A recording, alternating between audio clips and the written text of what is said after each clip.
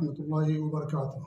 رب العالمين وأشهد أن لا إله إلا الله وحده لا شريك له وأشهد أن محمدا عبده ورسوله صلوات الله وسلامه عليه وعلى آله وعلى أصحابه ومن اهتدى بهديه واستنى بسنته إلى يوم الدين وبعد. معزز و محترم سامعین، مشاہدین و مشاہدات و سامعات، اللہ کے فضل و کرم سے آداب العلم پر انتہائی عظیم الشان اور کامیاب دورہ ایک ہفتے سے جاری ہے۔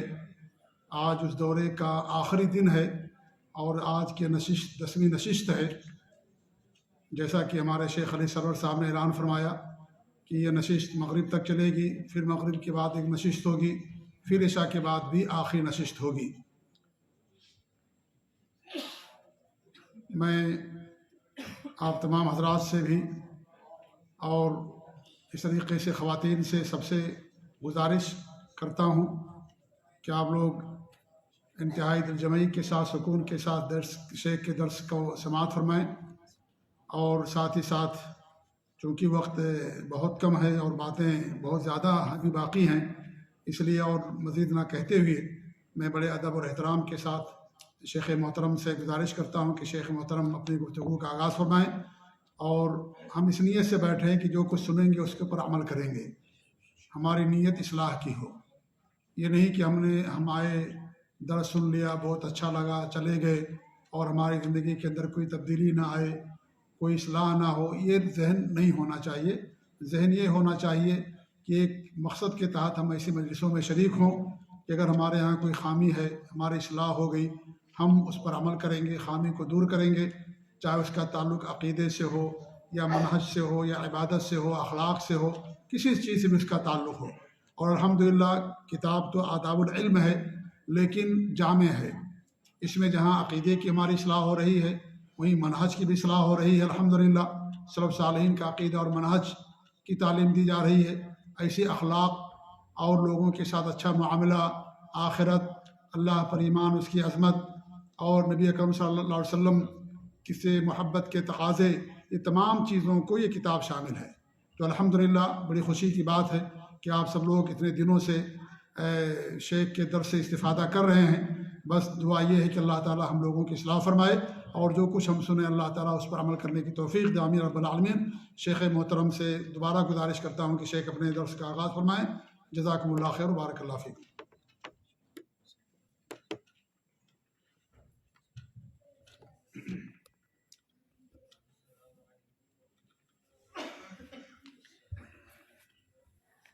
ان الحمد للہ نحمده ونستعینه ونستغفره ونعوذ باللہ من شرور انفسنا ومن سیئات اعمالنا، من يهده الله فلا مضل له ومن يضلل فلا هادي له، واشهد ان لا اله الا الله وحده لا شريك له، واشهد ان محمدا عبده ورسوله، اما بعد، فان خير الحديث كتاب الله، وخير الهدي هدي محمد صلی اللہ علیہ وعلى آلہ وسلم، وشر الأمور محدثاتها، وكل محدثة بدعة، وكل بدعة ضلالة، وكل ضلالة في النار۔ قال النبي صلی اللہ علیہ وسلم: من يرد الله به خيرا يفقه في الدين۔ قابل احترام فضیلۃ الشیخ مختار احمد مدنی حفظہ اللہ، اس مجلس میں موجود موقر اہل علم، میرے محترم دینی بھائیوں اور قابل احترام اور بہنوں،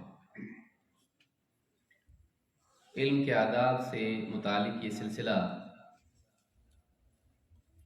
کئی دنوں سے جاری ہے، اور اس میں ایک طالب علم کو کیسا ہونا چاہیے، علم حاصل کرنے میں اسے کن چیزوں کا لحاظ رکھنا چاہیے، کن چیزوں سے بچنا چاہیے، علم کا، علماء کا اور علم حاصل کرنے والوں کا کیا مقام ہے، ان کی کیا فضیلت ہے،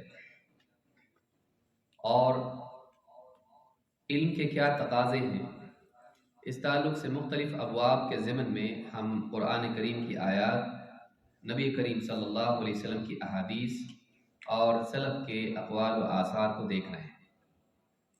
مقصود یہ ہے کہ ہم صرف معلومات کے جمع کرنے والے نہ بنیں، بلکہ واقعی حقیقی معنوں میں دین کا علم اس کے آداب کے ساتھ حاصل کرنے والوں میں سے ہو جائیں، تاکہ یہ علم صرف ہماری یادداشت کا حصہ نہ بنے بلکہ ہماری زندگی کا حصہ بنے۔ اس کے ذریعے ہمارے ایمان کو مضبوطی ملے، اس کے ذریعے ہماری عبادات میں نورانیت پیدا ہو، اس کے ذریعے ہمارے اخلاق مزین ہوں، ہم اچھے اخلاق والے ہو جائیں۔ آج جس باب سے ہم شروع کر رہے ہیں وہ باب نمبر 20 ہے۔ ایک طالب علم کے لیے ضروری ہے کہ جہاں وہ نصوص کو یاد کرے، جیسا کہ ہم نے پچھلے دروس میں دیکھا کہ دین کی باتوں کو یاد کرنا، چاہے وہ ضبط صدر ہو یا ضبط کتاب ہو، آیات احادیث کو یاد کرنا، حفظ کرنا جہاں اس کا التزام ہو، وہیں اس کا بھی انتظام ہونا چاہیے کہ انسان اس کو لکھ کر رکھے۔ لیکن علم کو محفوظ کرنا یہ اصل مقصود نہیں ہے۔ اصل مقصود یہ ہے کہ انسان علم کی باتوں کو صحیح طور پر سمجھے۔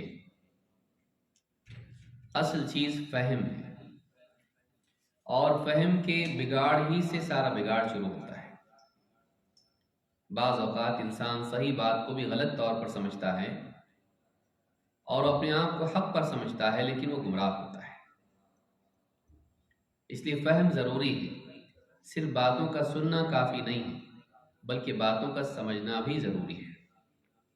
اسی لیے موسیٰ علیہ السلام نے اللہ تعالیٰ سے جب دعا کی تو کہا وَاحْلُلْ عُقْدَةً مِّن لِّسَانِي يَفْقَهُوا قَوْلِي، اے اللہ میری زبان کی گرہ کو کھول دے تاکہ وہ میری بات کو سمجھیں۔ معلوم ہے کہ انبیاء کی دعوت اور ان کے اقوال کا اصل مقصود یہ ہوتا ہے کہ لوگ اس کو صحیح طور پر سمجھیں۔ اگر صحیح طور پر نہ سمجھ پائے تو سننا بے فائدہ ہوگا بلکہ مضر ہوگا۔ صحیح بات کو آدمی غلط طور پر سمجھ لے اور زندگی بھر غلط عمل کرتا رہے، ایسا آدمی فائدے کی بجائے نقصان میں رہے گا۔ لہٰذا دین کی باتوں کو صحیح طور پر سمجھنا بھی ضروری ہے، اور یہ اللہ کی طرف سے عطا کی ہوئی نعمت ہوتی ہے۔ خصوصاً گہرا علم اور دین کا صحیح فہم یہ اللہ کی نعمت ہے۔ اللہ کے نبی صلی اللہ علیہ وسلم فرماتے ہیں مَن یُرِدِ اللَّهُ بِهِ خَیْرًا یُفَقِّهُ فِی الدِّین، اللہ تعالیٰ جس کے ساتھ خیر کا ارادہ کرتا ہے اسے دین کی گہری سمجھ عطا فرماتا ہے، اسے دین میں فقہ عطا فرماتا ہے۔ فقہ بعد کے دور میں صرف ان اعمال کے ساتھ خاص ہو گیا جو ظاہری اعمال ہیں، طہارت، نماز، حقوق اور اس طرح کی جتنی چیزیں ہیں، روزہ ہے، حج ہے۔ لیکن دینی اعتبار سے فقہ ان تمام دین کی باتوں کے لیے استعمال کیا جا سکتا ہے جن کو سمجھنا ضروری ہے، جس میں عقائد بھی آتے ہیں۔ اس لیے موسیٰ علیہ السلام کچھ فقہ کی بات سمجھانے کے لیے لوگوں کے پاس نہیں گئے تھے۔ فرعون اور آل فرعون کے پاس جب دعوت لے کر گئے تو فقہی مسائل سکھانے کے لیے نہیں گئے تھے، وہ پورا دین سکھانے کے لیے گئے تھے، خصوصاً عقیدے کی اصلاح کے لیے گئے تھے۔ اسی لیے کہا یفقہوا قولی، تاکہ میری بات کو سمجھیں۔ تو دین کی بات چاہے وہ عقائد سے متعلق ہو، چاہے عبادات سے متعلق ہو، اخلاق اور حقوق اور اس طرح کے دین کے تمام شعبوں سے متعلق ہو، اس کو صحیح طور پر سمجھنا یہ ضروری ہے، اور گہرائی کے ساتھ سمجھنا اس کو فقہ کہتے ہیں۔ اگر غور کیا جائے تو عقیدے کے باب میں دلیلوں کو غلط طور پر سمجھنے کی وجہ سے اتنے سارے فرقے بنے۔ فقہ کی بنیاد پر ویسے فرقے نہیں بنے۔ معتزلہ، قدریہ، جبریہ، مرجیہ، اس طرح سے اور کئی فرقے ہیں۔ یہ کیوں بنے، کس بنیاد پر بنے اور کس معاملے میں بنے؟ عقیدے کے معاملے میں۔ ہر ایک کے پاس دلیلیں تھیں، لیکن ان دلیلوں سے انہوں نے غلط مطلب لیا، چاہے پھر وہ صوفیہ ہوں یا شیعہ ہوں یا آج کے دور کے جو اخوانی ہیں اور اس طرح کے جتنے بھی لوگ ہیں۔ جہاد کی آیت لے لی لیکن غلط مطلب سمجھا، عبادت کا مطلب لے لیا، الگ مطلب سمجھا۔ والذین جاہدوا فینا لنہدینہم سبلنا، ہر انسان اس کا اپنے حساب سے مطلب لیتا ہے۔ वब्तगू इलैहिल वसीला, आयत पढ़ी लेकिन मतलब उसका ले लिया कब्र परस्ती। वज़्कुरिस्म रब्बिका वतबत्तल इलैहि तबतीला, आयत पढ़ी लेकिन मतलब ले लिया इसका तबत्तुल। सूफियत, सब कुछ छोड़ छाड़ के पहाड़ों में जाकर बैठ जाना, इबादत करना, निकाह वगैरह सारी लज्जतों को जो हलाल है सब कुछ छोड़ देना। सही तौर पर दीन की बात का समझना, कुरान की आयत का, अहादीस का समझना ज़रूरी है, और ये अल्लाह की तरफ से दिया जाता है। युतिल हिकमत मन यशा, जिसको चाहता है अल्लाह ताला हिकमत अता फरमाता है। हिकमत क्या है? चीज़ को उसकी जगह पर रखना, मुनासिब जगह पर रखना। कौन सी आयत, उसका क्या महमल है, किस जगह पर उसको नाफिज किया जाए, किस माना में वो है। कौन सी हदीस नासिख मनसूख, किस आम खास मुतलक मुक़य्यद किसके लिए है, ये अगर नहीं मालूम होगा तो इस हदीस को उस जगह और उस आयत को इस जगह इस्तेमाल करेगा, और ये समझ रहा होगा कि मैं दीन पे चल रहा हूँ, मैं सही समझ रहा हूँ, बल्कि बाज़ औक़ात वो सही समझने वालों को भी गलत करार देगा अपनी गलत फहम की वजह से। इसके लिए दीन का सही फहम ज़रूरी है। बाज़ औक़ात लोग मोटी मोटी बातें जान लेते हैं दीन की, आयतें हदीसें वर्ड टू वर्ड ट्रांसलेशन पढ़ लिया, कुरान की किस आयत का क्या मतलब है, इस लफ्ज़ का क्या मतलब, इस लफ्ज़ का क्या मतलब, लेकिन तफसीर उसकी नहीं मालूम। हदीस के महज अल्फाज उसको मालूम है, वाकई उसके मानी मालूम नहीं, या तो गलत समझेगा या फिर उस हदीस का मजाक उड़ाएगा। हदीस पढ़ ली, अल उदुनान मिन अर्रस, दोनों कान सर में दाखिल हैं। अब इस हदीस को पढ़ने के बाद सोचते ये नबवी कलाम नहीं हो सकता, ये भी कोई बोलने की बात है? कान सर में ही तो और काम होते हैं, क्या हमारे नबी ऐसी बात बोलेंगे? नहीं, इनकार कर दिया, ये मजाक उड़ाया उसका। ये कैसी हदीस है भाई, कान सर में दाखिल है, ऐसी भी कोई हदीस होती है क्या? सर में नहीं तो कहाँ है? लेकिन हदीस का मतलब क्या है, अगर वो नहीं समझेगा गलती करेगा। हदीस एक खास तनाजुर में बोली गई है, ये वुजू के मामले में, कि कान सर में हैं, यानी कान अपने वजूद के एतबार से नहीं, शरई हुक्म के एतबार से सर में है। कि वुजू में हाथ धोते हैं, पाँव धोते हैं, चेहरा धोते हैं, लेकिन सर का क्या करते हैं? मसाह करते हैं। तो कान अगर सर में दाखिल हैं हुक्म के एतबार से, तो कानों को धोया जाएगा या मसाह किया जाएगा? मसाह किया जाएगा। और अगर कान सर में दाखिल हैं तो उसका मसाह कब करेंगे? सर के साथ। और अगर सर का मसाह लाजिम है तो कान का मसाह क्या हुआ? लाजिम। आप देखिए, 3 मसले मालूम होते हैं। तो इस तरह से एक हदीस जो अपनी जगह सही होती है, उसको नहीं समझ पाया आदमी, तो या तो हदीस का इनकार कर देगा, या फिर उसको मजाक उड़ाएगा, या कुछ और मतलब ले लेगा। ऐसी कई हदीसें जिनको न समझने की वजह से बहुत सारे लोग बाज़ औक़ात या तो गुमराह हो जाते हैं या तो उसका इनकार कर देते हैं। इन्ना उम्मतन उम्मिया ला नक्तुब वला नहसिब, हम एक अनपढ़ उम्मत हैं, हम न लिखते हैं ना हिसाब करते हैं। तमन्ना इमादी जैसे मुनकिरीन हदीस ने इनकार कर दिया कि ये कोई हदीस है। पूरी गिनती बता दी, कुरान में कितनी आधा अशरा कौकबन और सारी गिनतियां बता दी। कहा देखो कुरान में अदद है, गिनती है, ये कोई हदीस हो सकती है? हम ना गिनती करते हैं, ना हिसाब रखते हैं, न लिखते हैं, ना हिसाब रखते हैं। हिसाब तो कुरान में है, हदीसों में है, ये हदीस सही नहीं है। हदीस एक खास तनाजुर में है कि जो नजूमी या इस तरह के जो लोग होते हैं, सितारों का इल्म रखने वाले होते हैं, चांद और इसकी मंजिलों का इल्म रखने वाले होते हैं, वो जो गिनतियां करते हैं, कैलकुलेशंस करके फिर तय करते हैं महीना बदला कि नहीं बदला, हम वो लोग नहीं हैं। इसलिए कि आगे का हिस्सा बताता है, आपने फरमाया अशहरु कदा व कदा व कदा, और फिर कहा अशहरु कदा व कदा, और इस तरह से बंद कर दिए उंगली, अंगूठे को बंद कर दिया।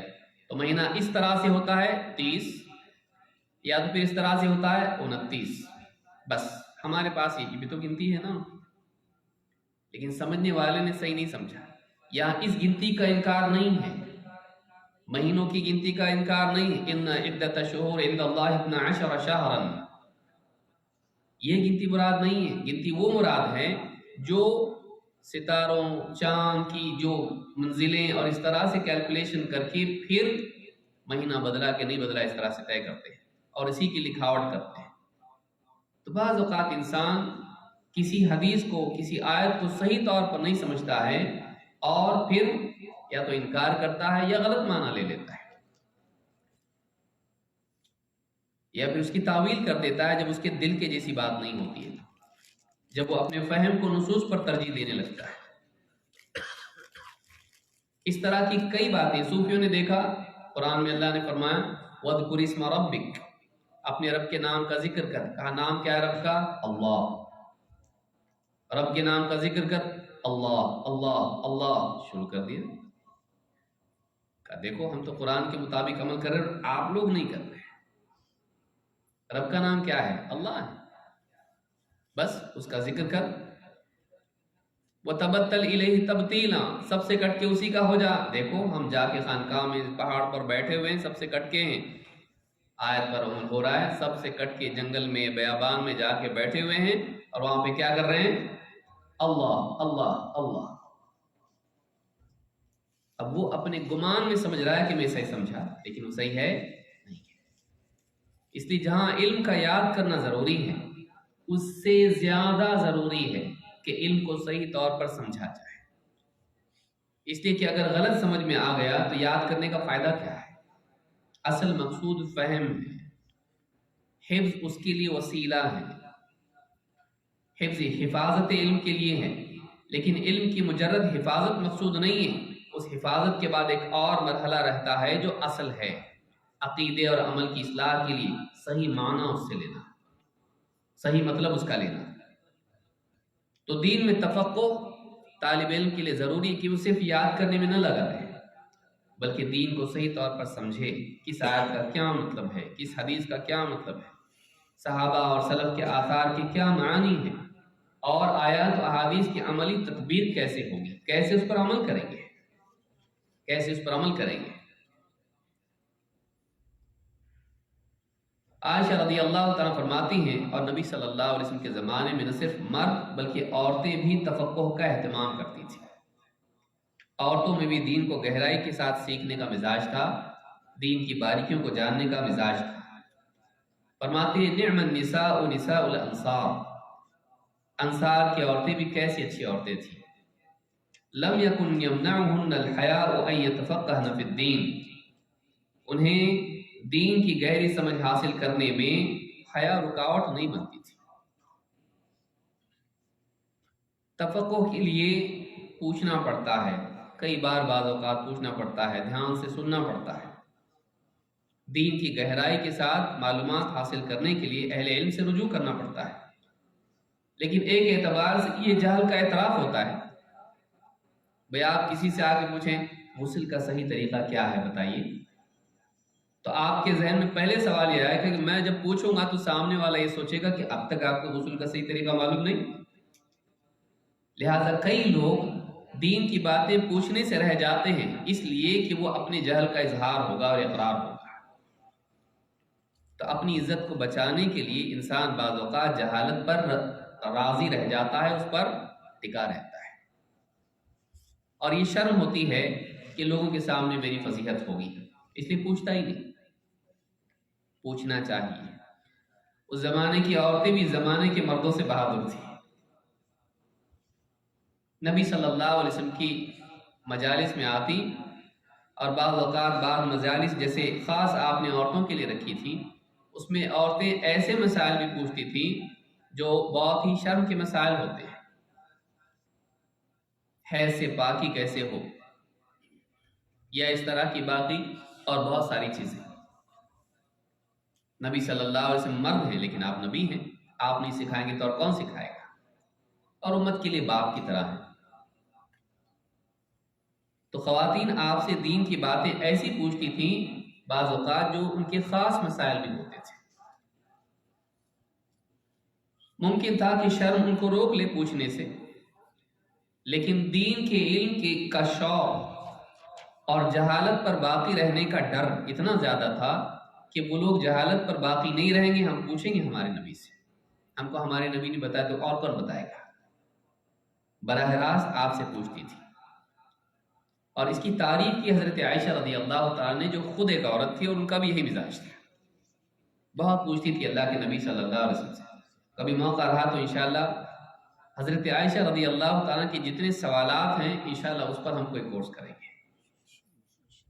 کیونکہ علماء نے کہا کہ حضرت عائشہ رضی اللہ تعالیٰ عنہ کی احادیث کی اپنی ایک شان ہے کہ اس میں بہت سارے مسائل میں گہرائی کے ساتھ کچھ باتیں ایسی پوچھی ہوتی ہیں جس سے بہت ساری باتیں واضح ہوتی ہیں، چاہے واقعات کی ہوں، فقہ کی ہوں، اصول کی ہوں، فروع کی ہوں، اخلاقی ہوں یا آخرت کے اعتبار سے ہوں۔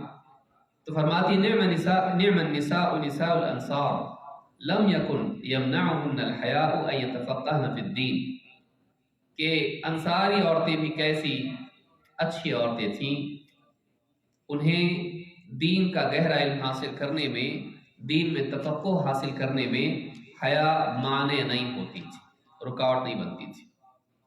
معلوم ہے کہ انسان کو دین کا گہرا علم حاصل کرنا چاہیے اور شرمانا نہیں چاہیے۔ بعض اوقات چھوٹے چھوٹے مسائل ہوتے ہیں جو بہت ضروری ہوتے ہیں اور سالوں سال آدمی پوچھنے سے رہ جاتا ہے اور معلوم بھی نہیں ہوتا ہے کہ غسل کن چیزوں سے ٹوٹتا ہے، غسل کا طریقہ کیا ہے، استنجا کے لیے کیا چیزیں ہیں کیا نہیں ہیں، معلوم نہیں ہوتا ہے، پوچھتا ہی نہیں کسی سے شرم کی وجہ سے۔ تو تفقہ بہت ضروری ہے، محض دلائل کا جاننا کافی نہیں، اس کا صحیح فہم بھی ضروری ہے۔ یہ ایسی نعمت ہے جو منافق کو نہیں ملتی۔ نفاق کا نقصان جہاں آخرت میں ہے وہیں دنیا میں بھی ہے کہ نفاق انسان کی عقل کو خراب کر دیتا ہے۔ منافق اپنے آپ کو عقل مند سمجھتا ہے، ان کو بھی سنبھالو ان کو بھی سنبھالو، لیکن اس بے اصولی کی وجہ سے وہ حق کو سمجھ نہیں پاتا ہے، وہ اعتدال کی راہ اختیار کرنے کے چکر میں صراط مستقیم سے بھٹک جاتا ہے۔ اللہ کے نبی صلی اللہ علیہ وسلم فرماتے ہیں خصلتان لا یجتمعان فی منافق، دو خصلتیں ایسی ہیں جو کسی منافق میں جمع نہیں ہوتی ہیں کہ دونوں میں جائز نہیں ہوتا۔ ایک حسن سمت ولا فقہ فی الدین، اچھا اخلاق، اچھا کردار اور دین کی گہری سمجھ، یہ دونوں چیزیں منافق میں جمع نہیں ہوتی ہیں۔ فَمَا لِهَٰؤُلَاءِ الْقَوْمِ لَا يَكَادُونَ يَفْقَهُونَ حَدِيثًا، کیسے لوگ ہیں یہ، ایک بات نہیں سمجھ پاتے ٹھیک سے۔ اور کئی جگہ پر اللہ نے منافقین کے بارے میں صراحت سے کہا، یعنی کفر انسان کو صحیح سمجھ سے مانع بن جاتا اس پہ، اور نفاق خصوصاً۔ وہ اپنے آپ کو مسلم سمجھتے لیکن وہ اصلاح کرنے والے نہیں، فساد کرنے والے ہیں، لیکن شعور نہیں ان کو اس کا شعور نہیں ہے۔ تو یہ جو حالت ہے یہ نفاق میں ہوتی ہے، جب آدمی ہر قسم کا فائدہ جمع کرنے کے چکر میں قاعدہ توڑ دیتا ہے تو ایسے انسان کو حق سمجھ میں نہیں آتا ہے۔ حق تب سمجھ میں آتا ہے جب آدمی دل کی گہرائیوں کے ساتھ حق کے قبول کرنے کے لیے آمادہ ہو، پہلے سے اپنی طرف سے دل میں کچھ خیالات کی عمارت نہ بنا لے کہ یہ ہوگا تو ہی مانوں گا ورنہ نہیں۔ منافقین اپنے مفاد کے غلام ہوتے ہیں، انہیں معاد کے مقابلے میں دنیا مفاد زیادہ پسند ہوتا ہے، آخرت کے مقابلے میں دنیا چاہتے ہیں، لہٰذا اس لیے ان کو دین کا صحیح فہم نہیں ملتا ہے، کیونکہ ان کی سوچ ہمیشہ دنیا کے چشمے سے دیکھتی ہے، فائدے کے چشمے سے دیکھتی ہے، جس میں فائدہ ہے اس کو لیتے ہیں اور جس میں فائدہ نہیں اس کو چھوڑ دیتے ہیں۔ ان کے پاس حق اور باطل کا پیمانہ نہیں ہوتا ہے، فائدہ اور نقصان، پروفٹ اور لاس میں وہ سوچتے ہیں، اس لیے انہیں حق سمجھ میں نہیں آتا ہے، کیونکہ خواہش علم کے صحیح فہم میں رکاوٹ ہو جاتی ہے، دونوں الگ ہیں۔ وَلَئِنِ اتَّبَعْتَ أَهْوَاءَهُمْ بَعْدَ الَّذِي جَاءَكَ مِنَ الْعِلْمِ مَا لَكَ مِنَ اللَّهِ مِنْ وَلِيٍّ وَلَا نَصِيرٍ۔ اللہ نے قرآن میں کئی جگہوں پر ہوا کو اور علم کو الگ کیا ہے۔ انسان اگر ہوا والا ہو یعنی خواہشات والا ہو تو علم سے محروم ہو جاتا ہے، علم کے صحیح فہم سے محروم ہو جاتا ہے۔ خواہشات دین کے صحیح فہم میں رکاوٹ بن جاتی ہیں۔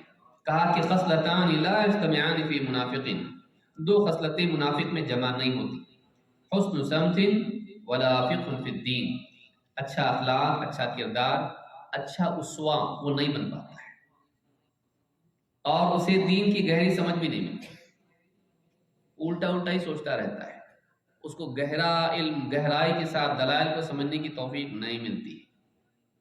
اس حدیث کو امام ترمذی نے روایت کیا ہے۔ بلکہ حفاظت علم کا مقصود تفقہ ہے۔ اللہ کے نبی صلی اللہ علیہ وسلم فرماتے ہیں نضر اللہ امرأ سمع منا حدیثا وحفظه حتى يبلغه غيره ورب حامل فقه الى من هو افقه منه ورب حامل فقه ليس بفقيه۔ اللہ تعالیٰ تر و تازہ رکھے، سرسبز و شاداب رکھے، خوشحال رکھے اس انسان کو جو ہم سے کوئی بات سنے، کوئی حدیث سنے اور اسے محفوظ رکھے یہاں تک کہ دوسرے تک پہنچا دے۔ سنا، یاد رکھا، پہنچایا۔ فَرُبَّ حَامِلِ فِقْهٍ إِلَى مَنْ هُوَ أَفْقَهُ مِنْهُ، اس لیے کہ بہت سے فقہ کی بات کے حاملین اسے ایسوں تک پہنچا دیتے ہیں جو ان سے زیادہ اس کے سمجھنے والے ہوتے ہیں۔ وَرُبَّ حَامِلِ فِقْهٍ لَيْسَ بِفَقِيهٍ، اور بہت سے فقہ کی گہری بات کو لے جانے والے، حکمت کی بات کو لے جانے والے خود فقیہ نہیں ہوتے ہیں، خود اتنا گہرا علم رکھنے والے نہیں ہوتے ہیں، خود گہرائی کے ساتھ سمجھنے کی استعداد ان میں نہیں ہوتی ہے۔ معلومات کی یاد رکھنے کا مقصود بھی یہ ہے کہ پہنچاؤ ایسے تک جو گہرا مطلب اس سے لے سکتا ہو۔ مجرد یاد رکھنا، مجرد محفوظ رکھنا مقصود نہیں ہے، مقصود ہے کہ لے جا کے پہنچائیں، ایسے تک پہنچائے جو اس کو گہرائی کے ساتھ سمجھ سکتا ہو اور اس سے معنی نکال کر لوگوں کی رہنمائی کر سکتا ہو۔ تو ایک ہے حفظ اور ایک ہے تفقہ، دونوں اگر جمع ہو جائیں تو یہ بہت بڑی نعمت ہے۔ لیکن روایت کے لیے اس حدیث سے بھی معلوم ہوتا ہے کہ روایت کے لیے فقیہ ہونا ضروری نہیں ہے، حافظ ہونا ضروری ہے، اس بات کا محفوظ رکھنے والا ہونا ضروری ہے کہ بس اس نے یاد رکھا اور پہنچا دیا، ایسے تک پہنچا دے جو اس سے معنی نکال سکتا ہے اور لوگوں کی رہنمائی کر سکتا ہے۔ تو اس حدیث سے بات معلوم ہوتی ہے کہ اونچی چیز تفقہ ہے۔ ہاں یہ اپنی جگہ اہم ہے کہ اس کو محفوظ رکھا جائے، ان کو اگر وہ محفوظ نہ رکھے تو اس تک کہاں سے پہنچے گا، لیکن یہ اس سے معنی نکال کر جب امت کی عقیدے میں، فقہ میں، اخلاق میں اور اسی طرح سے دین کے مختلف معاملات میں رہنمائی کرے گا تو اس سے امت کا فائدہ ہوگا۔ کئی آیات ہم پڑھتے ہیں، کئی احادیث ہم پڑھتے ہیں، گہرائی کے ساتھ اس کا مطلب نہیں سمجھ میں آتا ہے، لیکن اہل علم ایک ایک حدیث سے کئی باتیں نکالتے ہیں۔ ایک حدیث میں کتنی ساری باتیں ہوتی ہیں، ہم سرسری پڑھ کے گزر جاتے ہیں، لیکن علماء چونکہ اللہ تعالیٰ کی توفیق سے ان کو گہرا علم کے پاس ہوتا ہے، اس سے کئی باتیں مستنبط کرتے ہیں۔ تو اس چیز کو بھی سیکھنا چاہیے کہ ایک تو یہ کہ آدمی کو اللہ تعالیٰ خود ہی تفقہ دے دے، یہ علماء کی بات ہے، لیکن وہ جو فقہ کی باتیں ہیں علماء کی صحبت میں رہ کر بھی ہم سیکھ سکتے ہیں کہ انہوں نے جو استنباط کیا وہ ہم جانیں۔ شیخ ابن عثیمین رحمہ اللہ فرماتے ہیں قرآن کریم میں کتاب، سنت اور اجماع سب کی دلیل ہے۔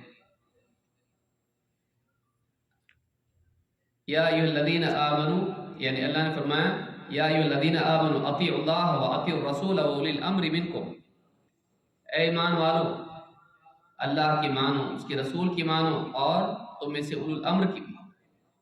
وَإِن تَنَازَعْتُمْ فِي شَيْءٍ فَرُدُّوهُ إِلَى اللَّهِ وَالرَّسُولِ، اگر تم میں کسی چیز میں اختلاف ہو جائے تو اسے رسول کی طرف پھیر دو۔ کہا اس میں اجماع کی دلیل ہے کہ اختلاف کی صورت میں پھیرنے کے لیے کہا گیا ہے، اگر اختلاف نہ ہو، سب کا اتفاق ہو جائے تو فی نفسی ہی خود وہ دلیل ہے۔ دیکھیے ہم کبھی سوچیں اس کو، شیخ ابن عثیمین فرماتے ہیں کہ خود یہ دلیل ہے اس کی، اجماع کی، کہ کہا کہ پھیرنے کے لیے تب کہا گیا جب اختلاف ہو جائے، لیکن اگر اختلاف نہ ہو، اتفاق ہو جائے تو وہ اپنی ذات میں خود ایک دلیل ہے۔ اس طرح سے آپ دیکھیں بعض اوقات ہماری سوچ وہاں تک نہیں پہنچ پاتی ہے، اہل علم وہاں تک چلے جاتے ہیں۔ کتنی ساری دلیلیں اس پہ دی جا سکتی، خود ہی ایک اپنی جگہ عنوان ہے کہ نصوص سے علماء کیسے استنباط کرتے ہیں جو عوام جس سے قاصر ہوتے ہیں۔ نہ صرف دین کے معاملات میں بلکہ تفقہ دنیا میں بھی ضروری ہے۔ کوئی تاجر ہے، کوئی دنیا معاملات میں مشغول ہے، وہ یہ سمجھے کہ بھائی یہ دین کا گہرا علم حاصل کرنا علماء کا کام ہے، ہم لوگ دنیا دار لوگ ہیں۔ بہت سارے لوگ ایسا سوچتے بھی ہیں، لیکن آپ بتائیے کہ زندگی کا کون سا شعبہ ہے جو دین کے دائرے سے باہر ہے؟ اسلام کی خوبیوں میں سے خوبی یہ ہے کہ اسلام زندگی کے تمام شعبوں کو شامل ہے، سارے حصے زندگی کے اس میں آ جاتے ہیں، جن میں سے تجارت بھی ہے۔ اس کو اگر سے دنیا قرار دیا جاتا ہے لیکن اس میں بھی اسلام کی رہنمائی ہے۔ اسی لیے عمر بن خطاب رضی اللہ تعالیٰ کہا کرتے تھے لا یبع فی سوقنا الا من قد تفقہ فی الدین، ہمارے بازار میں بیچنے کے لیے وہی آدمی بیٹھے گا جو پہلے دین کی گہری سمجھ حاصل کر چکا۔ لیجیے، بازار میں بیچنے کے لیے آیا ہے، تاجر ہے، لیکن اس کو بھی پہلے کیا کرنا پڑے گا؟ دین کا گہرا علم حاصل کرنا پڑے گا، کم از کم اس معاملے میں جو وہ کر رہا ہے۔ وہ نہ ہو سکتا ہے وہ حرام چیز لا کے بیچ دے، ہو سکتا ہے وہ حلال چیز بیچے لیکن معاملے کا طریقہ حرام والا ہو، سودی کاروبار ہو، لین دین میں وہ حرام طریقہ اپنائے، ایسی شرطیں لگائیں جو حرام ہو۔ لہذا چاہے دنیاوی معاملات ہوں، اس کے لیے بھی ضروری ہے کہ ایک انسان دین کا علم حاصل کرے۔ اسی اصول کو توڑنے کی وجہ سے ہمارے نکاح، ہمارے جنازے، ہمارے کھانے پینے، ہمارے گھر رہن سہن، کتنی چیزوں میں غیر مسلموں کے طور طریقے داخل ہو گئے۔ کیوں؟ ہم نے نہیں جانا کہ اسلام کیا ہے۔ جب اسلام نہیں معلوم تھا تو ہم نے آس پاس کی قوموں کے ساتھ رہ کر ان کے طور طریقے سیکھ لیے، پھر ہمارے شادی بیاہ، ہمارے جنازے سے لے کے بہت ساری چیزوں میں جاہلیت کی رسمیں آ گئی۔ برتھ ڈے منانے سے لے کر، شادی کی اینیورسریاں منانے سے لے کر، اور اس طرح کی کتنی ساری چیزیں ہیں جو دوسری قوموں کے نیو ایئر منانے سے لے کر، اور اس طرح کی بلکہ نیو ایئر کیا، نبی کا برتھ ڈے منانے بھی ہم نے شروع کر دیا۔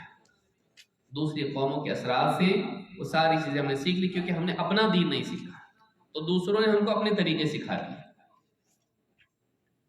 تو دین صرف نماز، روزہ، حج اور اس طرح کے دوسرے عبادات سے اس سے جڑا ہوا بس اتنا ہی نہیں ہے، دین زندگی کے سارے معاملات کو شامل ہے۔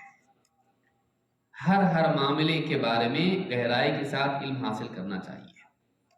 غالباً سفیان الثوری یا حسن بصری رحمۃ اللہ علیہ فرماتے ہیں کہ اگر تیرے بس میں ہو کہ تو بغیر دلیل کے سر بھی نہ کھجائے تو اس کا اہتمام کر۔ یہ ایک بہت بڑی بات ہے، لیکن یہ اس اصول کو بتا رہی کہ آدمی کا ہر قول اور اس کا عمل، اس کی حرکات و سکنات دلیل کے تابع ہونا چاہیے۔ اس کو وہ دیکھے کہ دین میں کیا ہے، ہمارا دین اس بارے میں کیا رہنمائی دیتا ہے۔ یہ شوق اگر انسان کو ہو تو زندگی اس کی آسان ہو جاتی ہے اور صراط مستقیم پر رہتی ہے۔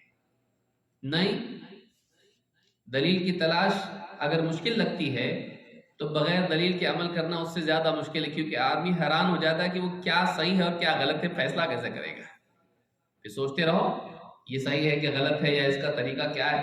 اللہ نے ہم پر احسان کر دیا کہ سب کچھ بتا دیا، ہم کو تلاش کرنے کے لیے نہیں کہا، ہم کو تعمیل کرنے کے لیے کہا۔ آدھا راستہ تو اللہ نے ختم کر دیا ہمارا۔ ورنہ کتنے لوگ غیر مسلم ہیں، زندگیاں چلی جاتی ہیں تلاش میں کہ واقعی زندگی گزارنے کا بہتر طریقہ، اچھا طریقہ کیا ہے جس سے چین و سکون ملے۔ بڑھاپا آ جاتا اور تب جا کے اسلام ملتا، اور افسوس کرتے کہ ہماری زندگی میں ہم کو پہلے کیوں نہیں ملا۔ یہ بدھسٹ بنا، پھر یہ بنا، پھر کرسچن تھا، پھر یوں ہوا، ہوتے ہوتے ہوتے اسلام میں آیا۔ اللہ رب العالمین نے ہم کو دین دیا، اتنے اچھے علماء دیے، صحیح منہج دیا، لیکن ہم سستی اگر کریں اور دین کا علم حاصل نہ کریں تو اس سے زیادہ بدقسمتی کیا ہوگی کہ انسان کنارے تک آگے ڈوب گیا، سب کچھ تھا اس کے پاس، موقع تھا اس کے پاس، دریا کے پاس رہ کے پیاسا رہ گیا۔ اس سے زیادہ بدقسمتی کیا ہو سکتی ہے؟ دین کا علم حاصل کرنا چاہیے، سرسری نہیں، اوپری نہیں۔ زیادہ ڈیپ مت جاؤ ڈوب جاؤ گے، جہالت ہے یہ۔ گہرائی کے ساتھ آدمی حاصل کرے، دنیا کے بارے میں نہیں سوچتا زیادہ ڈیپ مت جاؤ ڈوب جاؤ گے، ہاں حالانکہ وہاں سوچنا چاہیے، دین کے بارے میں سوچتا ہے، گہرا علم حاصل کرے۔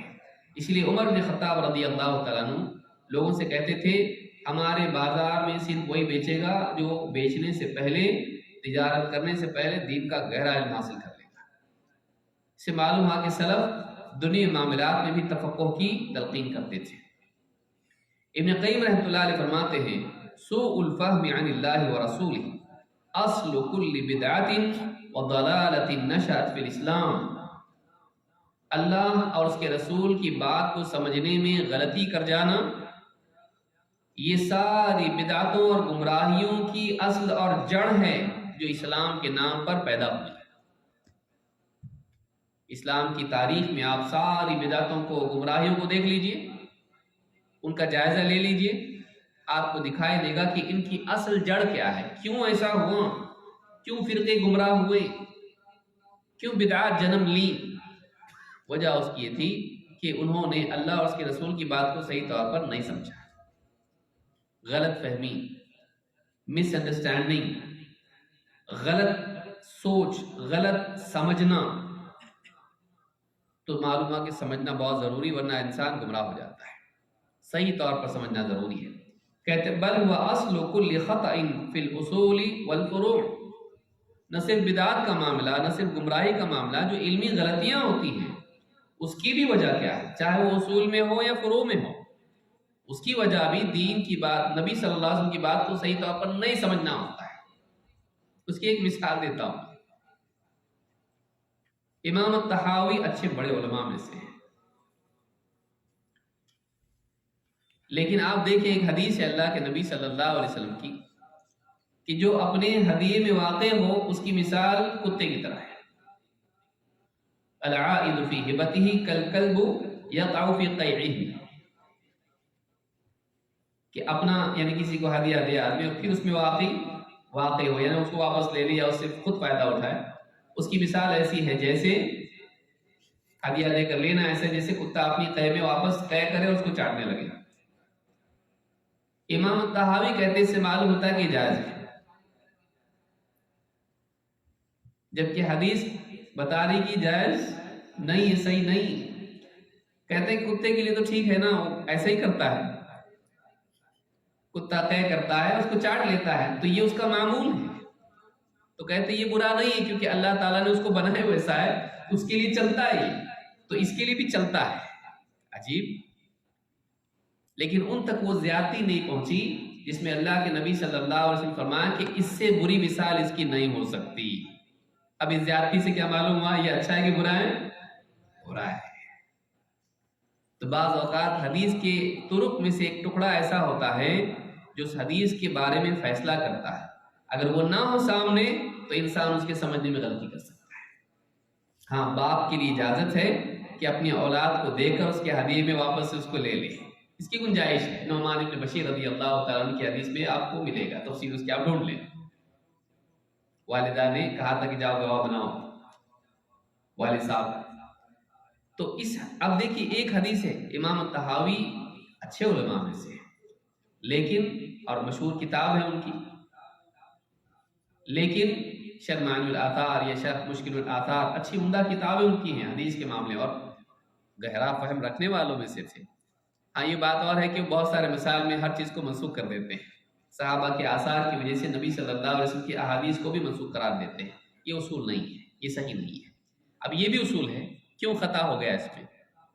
اس لیے بعض علماء نے، علامہ عبد الحی لکھنوی وغیرہ نے کہا کسی اور کے عمل سے نبی کا عمل منسوخ نہیں کر سکتے۔ رفع الیدین کے مسئلے میں انہوں نے کہا کہ صحابی کے عمل سے نبی کا عمل کیسے منسوخ ہو جائے گا؟ تو یہ اصول ہی ٹھیک نہیں ہے۔ تو بعض اوقات انسان صحیح ہونے کے باوجود بھی کبھی اصول میں اور کبھی فروع میں غلطی کر جاتا ہے۔ کیوں؟ اس لیے کہ اس کو صحیح طور پر نہیں سمجھ پایا۔ صحیح طور پر سمجھنا ضروری ہے، انسان کو حتی الامکان کوشش کرنا چاہیے کہ وہ دلائل کا صحیح فہم حاصل کرے۔ تو کہتے ہیں کہ سوء الفہم عن اللہ ورسولہ اصل کل بدعۃ وضلالۃ نشأت فی الاسلام، اللہ اور اس کے رسول کی بات کو غلط طور پر سمجھنا، اس کی سمجھنے میں غلطی کر جانا، یہ ہر بدعت اور گمراہی کی بنیاد ہے، اصل وجہ ہے جو اسلام کے نام پر پیدا ہوئی، اسلام کی تاریخ میں پیدا ہوئی۔ بل هو اصل کل خطأ فی الاصول والفروع، بلکہ وہ ہر خطا کی جڑ ہے، چاہے وہ اصول کے باب میں ہو یا فروع کے باب میں ہو۔ اپنی کتاب الروح میں انہوں نے بات کی ہے۔ باب نمبر 21، طالب علم کو چاہیے کہ وہ نیک لوگوں کے ساتھ اٹھے بیٹھے اور ان کے ساتھ علمی مذاکرہ کریں۔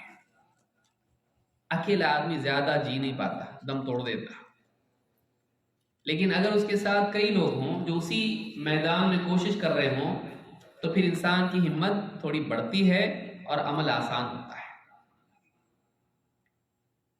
اکثر آپ دیکھیے ڈرائیونگ کے وقت بھی اگر اکیلا آدمی ہو تو سونے کے امکانات زیادہ ہوتے، لیکن ساتھ میں لوگ ہوں اور سفر میں بات چیت کرتے جائیں تو آدمی کی رات کٹ جاتی ہے اور سفر آسانی سے نکل جاتا ہے۔ ایسے کئی معاملات ہیں جس میں ساتھ میں اگر کچھ لوگ ہوں تو ہمت بنتی ہے انسان کی اور عمل میں آسانی پیدا ہوتی ہے۔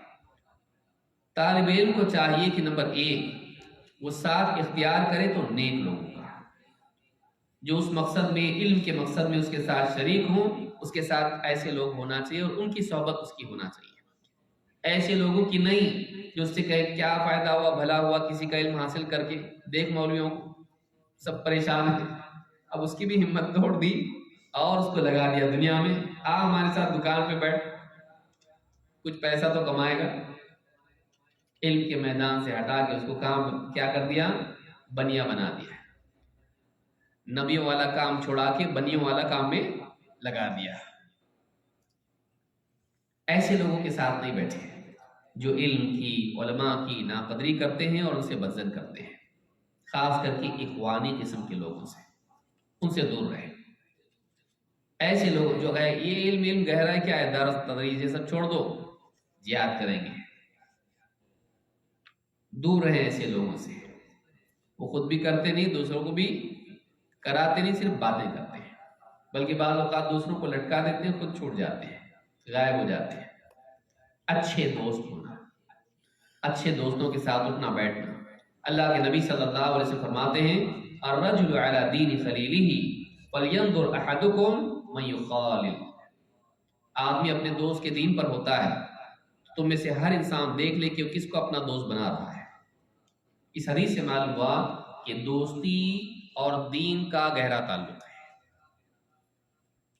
اور دین کا انسان پر اثر ہوتا ہے، دوست کے دین کا انسان پر اثر ہوتا ہے، یعنی اس کا جو جینے کا طریقہ ہے، اس کی جو سوچ ہے، اس سے یہ متاثر ہوتا ہے۔ اور یاد رکھیں ترقی مشکل ہے، زوال آسان ہے۔ آدمی سوچے کہ چلو ٹھیک ہے میں نیک ہوں، یہ برے ہیں ان کے ساتھ رہتا ہوں، میں ان کو سدھار رہا ہوں، بجان۔ ایک اچھا بچہ ہے، اگر وہ ڈرگ ایڈکٹ کے ساتھ میں رہے گا تو آپ کیا بولیں گے اس کو؟ ہاں اس کے ساتھ رہے اور سدھار، اس کو بولیں گے آپ پہلی فرصت میں گھر کے اندر آ، بالکل نہیں اٹھنا بیٹھنا اس کے ساتھ میں۔ کیوں؟ اس لیے کہ الصاحب الساحب، دوست گھسیٹ لے جاتا، کنویں میں، گڑھے میں، کھائی میں۔ زوال کی طرف زیادہ جانا آسان ہوتا ہے، برائیوں کی طرف جانا زیادہ آسان ہوتا ہے۔ کوئی نیک انسان دوسروں کو نکال کے لائے گمراہی سے زیادہ مشکل ہے، لیکن کوئی برا آدمی اچھے کو گھسیٹ کے لے جائے برائیوں میں، یہ زیادہ آسان ہے۔ بھئی پہاڑ کے اوپر سے آپ کوئی چیز پھینکو، کہا جاتی ہے اوپر، پہاڑ پہ جانے کے لیے آپ کو بہت محنت لگتی ہے، 10,000 سیڑھیاں اوپر جانا ہے۔ آپ بتائیے اوپر جانے تک کمر کا حال کیا ہوتا ہے؟ اوپر جانا بہت مشکل ہوتا ہے۔ اس لیے عام طور سے آدمی کیا ہوتا ہے، اوپر جانا ہے اگر 5ویں منزل پہ تو اس کے لیے لفٹ ہے، آنے کے لیے کوئی مسئلہ نہیں ہے، سیڑھیوں سے آ سکتے ہیں۔ کیوں؟ نیچے آنا آسان ہے، اوپر جانا مشکل ہے۔ تقویٰ مشکل ہے، لیکن حرام کی طرف جانا، گناہوں کی طرف جانا، آزادی کی طرف جانا، اباحت کی طرف جانا بہت آسان ہے، اس کے لیے کچھ کرنا نہیں پڑتا۔ اس کے لیے صرف گرنا پڑتا ہے۔ اس لیے ہوا کو ہوا اسی لیے کہتے ہیں کہ یہوی بصاحبہ فی النار، خواہش کو خواہش کیوں کہتے ہیں؟ اس لیے کہ وہ نیچے جاتی ہے، جہنم میں لے کے جاتی ہے، اسفل سافلین میں لے کے جاتی ہے خواہش پرست۔ ایسا دوست جو خواہشات کی پیروی کرتا ہے آپ کو بھی اپنے ساتھ کھائی میں لے کے جائے گا جہنم کی۔ دور رہنا اس سے، نہیں میں کوشش کر رہا، اس پہ محنت کر رہا، اس کو سدھارنے کی کوشش کر رہا، علماء ہیں بیٹھے ہوئے، تو مت کر، تو اس کو پکڑ کے علماء کے پاس لا سکتا ہے تو ٹھیک، نہیں میں اس سے ڈیبیٹ کر رہا، عالم صاحب دلیل کیا ہے اس کی بتاؤ ذرا، بیٹھ ادھر، اس کو لے کے آئے گا۔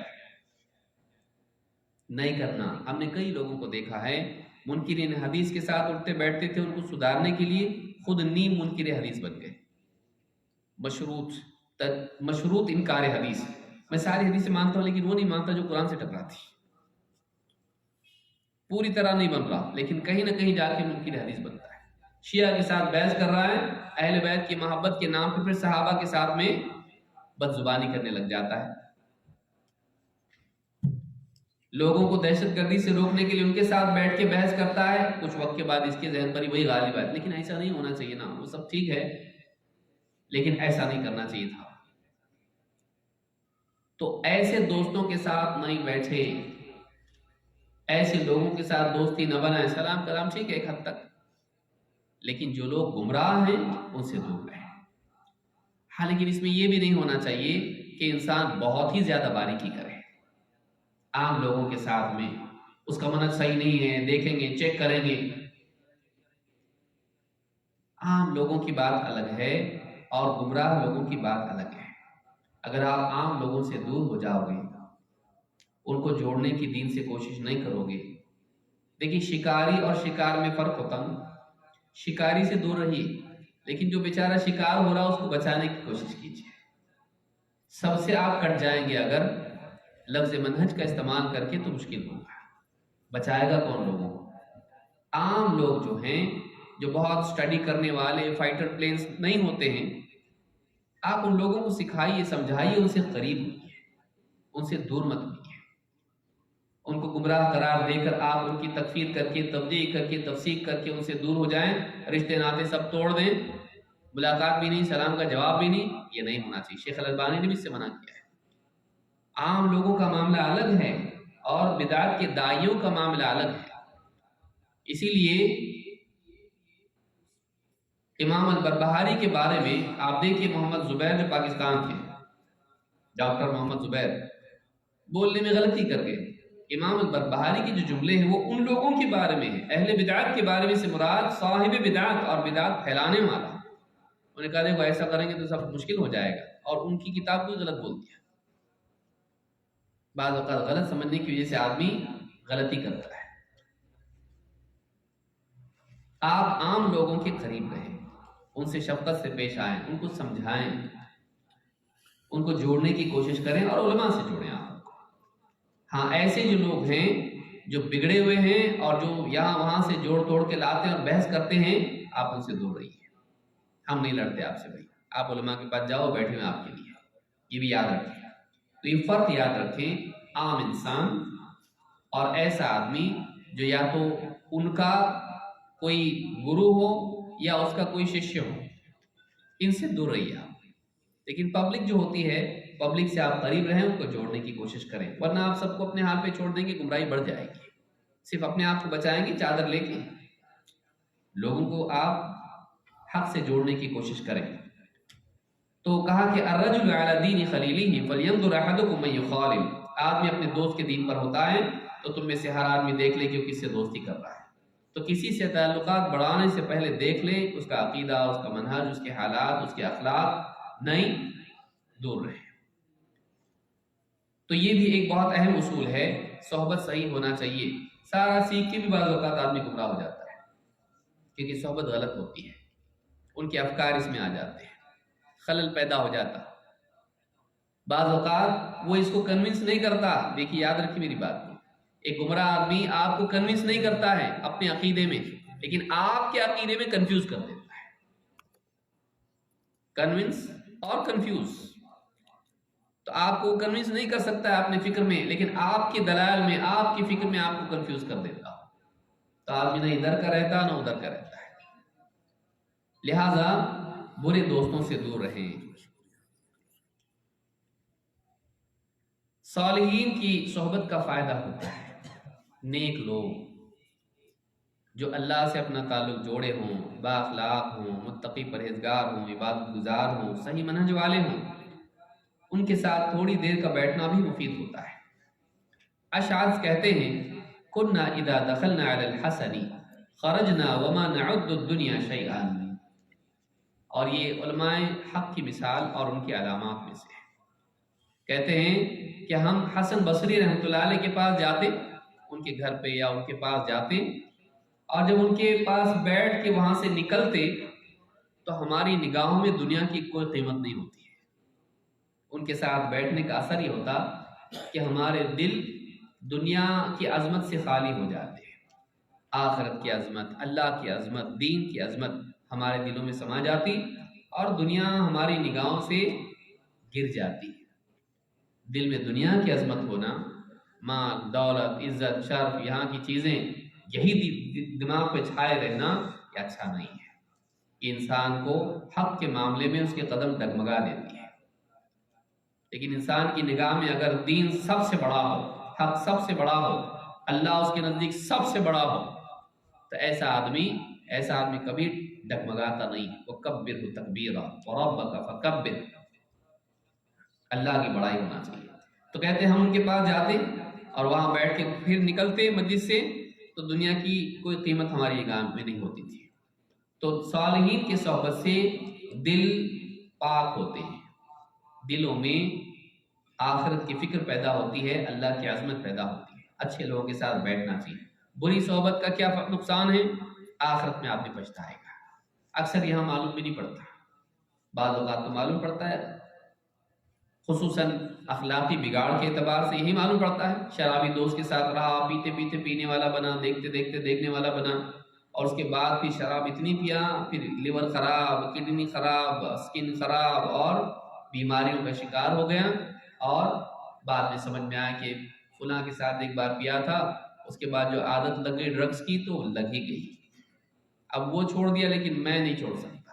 بہت سے لوگوں کا یہ حال ہوتا ہے، احساس ہوتا ہے کہ میں غلط کیا، اس کی وجہ سے ایسا ہو، لیکن اب کیا، اتنی دیر ہو چکی ہے کہ زندگی پوری، جسم پورا بیماریوں کا گھونسلہ بن گیا۔ تو صحبت بری نقصان دیتی ہے، کبھی آخرت ہی میں معلوم پڑتا ہے، کبھی آخرت ہی میں معلوم پڑتا ہے۔ اہل بدعات، اہل شرک، گمراہی والے، دنیا میں ہمیشہ ان کے ساتھ آدمی رہتا ہے، ان کے جیسا بن جاتا ہے، پھر مرنے تک اسی فکر پر قائم رہتا ہے، مرنے کے بعد آخرت میں معلوم ہوتا ہے۔ یہ اور زیادہ خطرناک ہے۔ وَيَوْمَ يَعَضُّ الظَّالِمُ عَلَى يَدَيْهِ، قیامت کے دن ظالم، گنہگار، حق کو چھوڑنے والا ایسا انسان اپنا ہاتھ چبا جائے گا افسوس سے۔ آج بھی دیکھیے غصے میں کاٹتا ہے، بچوں کو دیکھیے آپ، بڑوں کو بھی بعض اوقات دیکھیں گے آپ، اپنے مار لیں گے، کاٹ لیں گے، اپنے ہاتھ چبا جائیں گے۔ وَيَوْمَ يَعَضُّ الظَّالِمُ عَلَى يَدَيْهِ، ظالم اپنا ہاتھ چبا جائے گا قیامت کے دن۔ يَقُولُ يَا لَيْتَنِي اتَّخَذْتُ مَعَ الرَّسُولِ سَبِيلًا، کہے گا کاش کہ میں نے رسول کی راہ اپنائی ہوتی ہے۔ یا ویلتى لیتنی لم اتخذ فلانا خلیلا، ہائے میری بربادی، کاش کہ میں فلاں کو اپنا دوست نہیں بناتا۔ الرجل علی دین خلیلہ، کاش کہ میں فلاں کو اپنا خلیل، اپنا دوست نہ بناتا۔ لقد اضلنی عن الذکر بعد اذ جاءنی، اللہ کی طرف سے نصیحت کے آ جانے کے بعد بھی اس دوست نے مجھے بھٹکا دیا۔ وَكَانَ الشَّيْطَانُ لِلْإِنسَانِ خَذُولًا، اور شیطان تو انسان کو گھاٹے ہی میں ڈالنے والا ہے، خسارے ہی میں ڈالتا ہے، وہ کبھی فائدہ نہیں پہنچاتا ہے، فائدہ دکھاتا ہے لیکن نقصان کراتا ہے، اس کی باتوں میں آنے والا کبھی کامیاب نہیں ہوتا ہے۔ اللہ کی بات چھوڑ کے شیطان کی بات کے پیچھے جائے، چاہے وہ شیطان انسانوں میں سے ہو یا جنات میں سے، ایسا آدمی کامیاب نہیں ہوتا ہے۔ تو گمراہ لیڈر، گمراہ علماء، علماء سوء یا ان کے چیلے چپاٹے، ان کے پیچھے نہیں جانا، ان کی باتوں میں نہیں آنا، چاہے بات میں کتنی خوشنما کیوں نہ ہو۔ اکثر زہریلا سانپ جو ہوتا ہے بہت رنگ برنگی ہوتا ہے، کلرفل ہوتا ہے، بہت اٹریکٹیو ہوتا ہے، آدمی اس کے رنگ کو دیکھ کے دھوکہ کھا لیتا ہے اور وہ ڈس لیتا ہے اس کو. خوشنما چیزوں کے پیچھے نہیں دوڑنا، سیدھے سادے وہی 1400 سال پرانا والا دین اسی پہ چلنا، وہی اپنا سیدھا سادہ دین، وہی اچھا ہے. نئے نئے بہاریں اور نئی نئی چیزیں بچنا ہے، اس سے ایسے لوگوں سے بھی بچنا جن کی باتیں جو ہے گلدستے کی طرح خوشنما ہو. سیدھا سادہ دین اللہ کو وہی اچھا. بعض اوقات لوگ بولتے ہیں ارے اپنے علماء کی بات سے اتنا اثر نہیں ہوتا، فلاں کی بات سنے نا رونا آتا، اور رو اور رو، اس بات پہ رو کہ تجھ کو حق سن کے رونا نہیں آتا اور باطل سن کے رونا آتا ہے. حق کا اثر تیرے دل پر نہیں پڑ رہا ہے اور باطل کا اثر پڑتا ہے. بعض اوقات انسان بیمار ہوتا ہے، گھر والوں سے کیا بولتا ہے، کھانا کڑوا کیوں بنا رہے تم لوگ، کھانا کڑوا لگ رہا ہے، کھانا صحیح نہیں. سب لوگ بولتے بیٹا کھانا صحیح ہے، تیری زبان بخار کی وجہ سے اس میں کڑواہٹ تجھ کو محسوس ہو رہی ہے، پرابلم تیرے میں کھانے میں نہیں ہے. کیا پرابلم ہے، تو بیمار ہے. تو بیماری کی وجہ سے جیسے زبان صحیح ذائقہ محسوس نہیں کرتی ہے، اسی طرح سے جب دل بیمار ہو جائے تو حق کی بات بھی کڑوی لگنے لگتی ہے، اس کا اثر نہیں ہوتا اور اس میں مزہ نہیں آتا. تو یہ دلوں کی بیماری ہے جس کی وجہ سے اہل علم کی حق بات اس کا اثر نہیں ہوتا ہے اور اہل باطل کی بات کا اثر ہوتا ہے. کیوں؟ اس لیے کہ وہ گول مول کر کے جو بتاتے ہیں وہ مزہ آتا ہے، اس کے اندر چٹپٹی باتوں میں مزہ آتا ہے. حق سیدھا سادہ ہوتا ہے، اس کو زیادہ میک اپ کرنے کی ضرورت نہیں پڑتی، حق کو زیادہ اضافوں کی ضرورت نہیں ہوتی، مزین کرنے کی اور اس کو نقش نگاری کی ضرورت نہیں ہوتی. وہ اپنی ذات میں کافی ہوتا ہے، اس کو کسی اور اضافے کی ضرورت نہیں ہوتی ہے. اب یہ دیکھنے والے کی نگاہ ہے کہ اس کے لیے وہ کافی ہے یا اس کو جھومری چاہیے. تو بیمار ذہن اکثر سیدھے سادے حق کو نہیں لیتا ہے اور وہ ایسے لوگوں کے ساتھ چلا جاتا ہے جو گمراہ ہے، ان کی خوشنما باتوں کا شکار ہو کر رہ جاتا ہے. لیکن قیامت کے دن ایسے لوگ اپنا ہاتھ چلائیں گے. اللہ ہم سب کی حفاظت فرما کہ ہم ان میں نہ ہوں. تو بری صحبت سے بچیں، طالب علم کو چاہیے کہ بری صحبت سے بچیں. عبداللہ ابن بریدہ کہتے ہیں قال علی رضی اللہ عنہ تزاوروا وتذاکروا هذا الحدیث، ایک دوسرے سے ملنے جاؤ، ایک دوسرے کی زیارت کرو، آپس میں ملاقاتیں کرو. وتذاکروا هذا الحدیث، اور آپس میں اس حدیث کا مذاکرہ کیا کرو. جب بھی ملیں بیٹھیں تو پھر اللہ اور اس کے رسول کی بات اس مجلس میں آئے، تذکرہ آئے دین کی باتوں کا. تذاکروا هذا الحدیث فَإِنَّكُمْ إِن لَّمْ تَفْعَلُوا يَدْرُسْ عِلْمُكُمْ، اگر تم نے ایسا نہیں کیا تو تمہارا علم دھندلا ہو جائے گا. علم دھندلا ہو جاتا ہے علم کی گفتگو ختم ہونے سے. بعض اوقات ہم سب سمجھتے ہیں کہ تو سب کو معلوم ہی ہے نا، تو اس کا بار بار تذکرہ کیا کرنا. نہیں، دھیرے دھیرے ذہن سے نکل جائے گا. توحید ہو گئی نا، آپ کتنے بار توحید، مرنے تک، مرنے تک توحید. مرتے ہو کیا ترانہ گا کے مرے گا؟ زندگی میں تو توحید بولا میں، ہاں مرتے ہو کیا کرے گا؟ غزل گائے گا. من کان آخر کلامہ لا الہ الا اللہ دخل الجنہ. اسلام میں آتا تو کیا بولنا ہے اس نے؟ پہلا جملہ کیا ہونا چاہیے اسلام میں آنے والے کے لیے؟ اشہد ان لا الہ الا اللہ، وہی کلمہ ہے. دنیا سے جا رہا تو کیا بول کے جانا ہے؟ وعلیکم السلام. کیا بولے گا کیا ہو؟ دنیا سے جاتے وقت بھی اس کو یہی بولنا ہے، شروع میں بھی وہی اور اینڈ تک بولنا ہے اس کو. اب شروع میں تو بولا تھا، بیچ میں بھول گیا تو کیسا ہوگا؟ چلے گا. اس لیے اس کو بار بار توحید یاد دلانا. توحید چلتی رہے گی ہمیشہ. ہمارے بعض احباب بولتے ہیں ایک دورہ علمیہ ہو گئے نا توحید کا، پھر وہی ایک کتاب پڑھے نا توحید پہ، پھر وہی خالی علماء بدل رہے، کتاب توحید کی آ رہی بار بار. مرنے تک توحید سیکھتے رہنا چاہیے. دیکھیے 13 سال اللہ کے نبی صلی اللہ علیہ وسلم نے توحید سکھائی صحابہ کو. یہاں تک کہ حضرت بلال جیسے لوگ تھے وہاں پر جو جتنا پیٹو گے احد بولتے تھے. لیکن پھر سورہ بقرہ نازل ہوئی تو سورہ بقرہ میں اللہ لا الہ الا ہو. سورہ آل عمران نازل ہو رہی اللہ لا الہ الا ہو. کیوں بھائی؟ توحید نہیں صحیح لوگوں کی، بار بار تکرار ہے. آپ قرآن آپ پڑھتے چلے جائیے، توحید بار بار ملے گی. سورۃ الحشر آپ پڑھیے، واللہ الذی لا الہ الا ہو، آپ کو ہر جگہ ملے گا. جو توحید سے تھک جائے اس کا دل بیمار ہے. توحید سے تھکنا نہیں کبھی. تو علم دھندلا نہیں ہونا چاہیے. جو جتنا ضروری ہے اس کی اتنی تکرار ہونا چاہیے. تکرار سے دلوں میں استقرار ہوتا ہے. بار بار آپ ریپیٹ کریں گے بسے گا. دل میں وہ بات بس جاتی ہے جس کی بار بار جو ریپیٹ ہوتی ہے. تو کہا کہ تزاوروا وتذاکروا ھذا الحدیث. بعض لوگ بولتے ہیں خالی قرآن، حدیث حدیث حدیث حدیث میں صحیح رہتا ضعیف رہتا، اس کے اندر پھر طرق رہتے، راوی رہتا، اسماء رجال کا علم اس میں، پھر اس کے اندر بہت باری کہ بھائی قرآن کیسا ہے؟ ایک قرآن بہت اچھا لگتا ہے، نہ اس میں صحیح ہے نہ اس میں ضعیف ہے نہ اس میں کچھ ہے.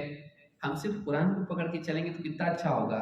بہت برا ہوگا، بہت برا ہوگا، کیونکہ سمجھے گا ہی نہیں کیا ہے اس میں. اگر صرف قرآن پڑھے گا نہیں سمجھے گا. کیوں؟ اس لیے کہ احکام پہ کیسے عمل کرے سمجھ میں نہیں آئے گا. الم تر کیف فعل ربک باصحاب الفیل. اچھا ہاتھی والے برے رہتے کیا؟ تو نے دیکھا نہیں ہاتھی والوں کے ساتھ اللہ نے کیا کیا؟ جتنے ہاتھی والے کیرلا میں سب کو حساب دے دو ہاتھی. جتنے افریقہ والے ہاتھی والے سب چھوڑو ہاتھیوں کو، ہاتھی والوں کے لیے عذاب ہے. سمجھ میں آئے گا؟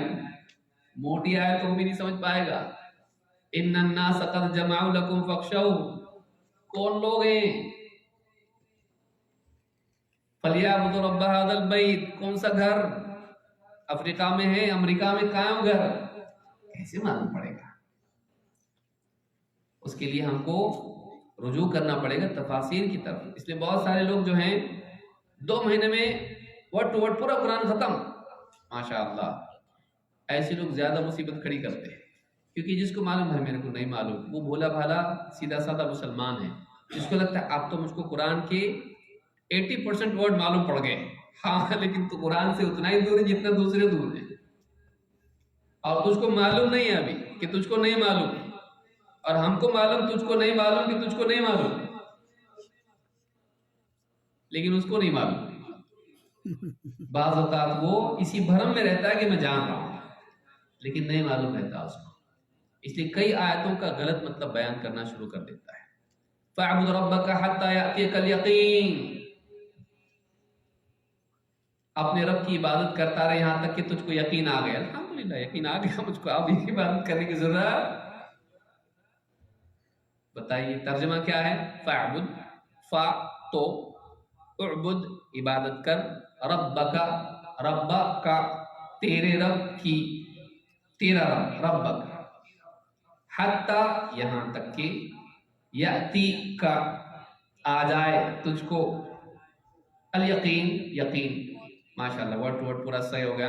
کیا اگر صحیح تفسیر معلوم نہ ہو گمراہ ہو جائے گا. اور صوفیوں نے یہی کیا، بولے ہم کو یقین آ گیا، ہم کہے گی عبادت. بابا پہنچے ہوئے، بابا کو یقین کے مرتبے کو پہنچے ہوئے ہو، اب عبادت نہیں بھی کی تو چلتا ہے. یہ چیز یہاں یقین سے مراد کیا ہے؟ سلف نے کہا یقین سے مراد موت ہے، اس لیے کہ دوسری جگہ ہے حتی اتانا الیقین. ہم اسی بھرم میں پڑے رہے یہاں تک کہ ہم کو یقین، یعنی یقینی چیز موت آ گئی، جس کا کافر بھی انکار نہیں کرتا. اللہ کو نہیں ماننے والے بھی موت کو مانتے ہیں. ہاں موت آتی. تو یہاں یقین سے مراد یقینی چیز موت ہے اپنے رب کی. دیکھیے ایک چیز جو موت تک عبادت کرنے کا حکم دینے والی آیت ہے، وہ یقین آنے کے بعد عبادت چھڑانے کا ذریعہ بن جاتی ہے. نہیں سمجھے گا گڑبڑ ہوگی. صرف قرآن نہیں حدیث بھی، صرف قرآن نہیں حدیث بھی. اہل حدیث کا مطلب قرآن نہیں والے نہیں ہوتا. بعض بولتے ہیں اہل حدیث، اہل قرآن اور حدیث کیوں نہیں بولتے تھے؟ اہل حدیث کا مطلب ہوتا ہے قرآن تو سبھی مانتے ہیں، حدیث ماننے نہیں ماننے والے لوگ ہیں. اور رائے کے مقابلے میں حدیث، علم کلام کے مقابلے میں حدیث۔ ہم حدیث کے پابند ہیں، قرآن کے سمجھنے میں نبوی رہنمائی کے پابند ہیں۔ قرآن تو مانتے ہیں، سبھی مانتے ہیں۔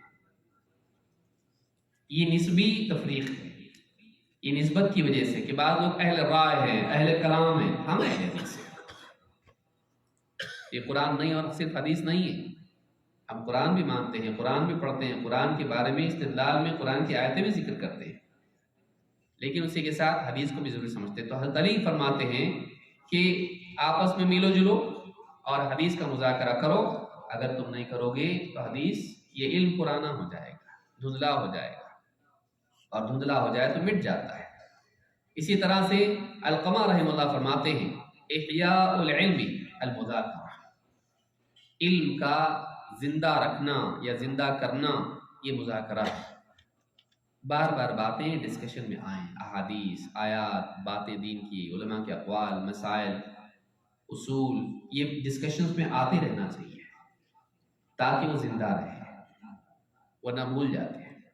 بار بار جس کا نام آتا اس کا نام بولتے، لیکن کبھی کبھی کوئی ملتا ہو اس کا نام یاد آتا، زبان پہ آ رہا لیکن نہیں آ رہا۔ کیوں؟ روٹیشن میں نہیں ہو، بار بار ملنے والوں میں سے نہیں ہے۔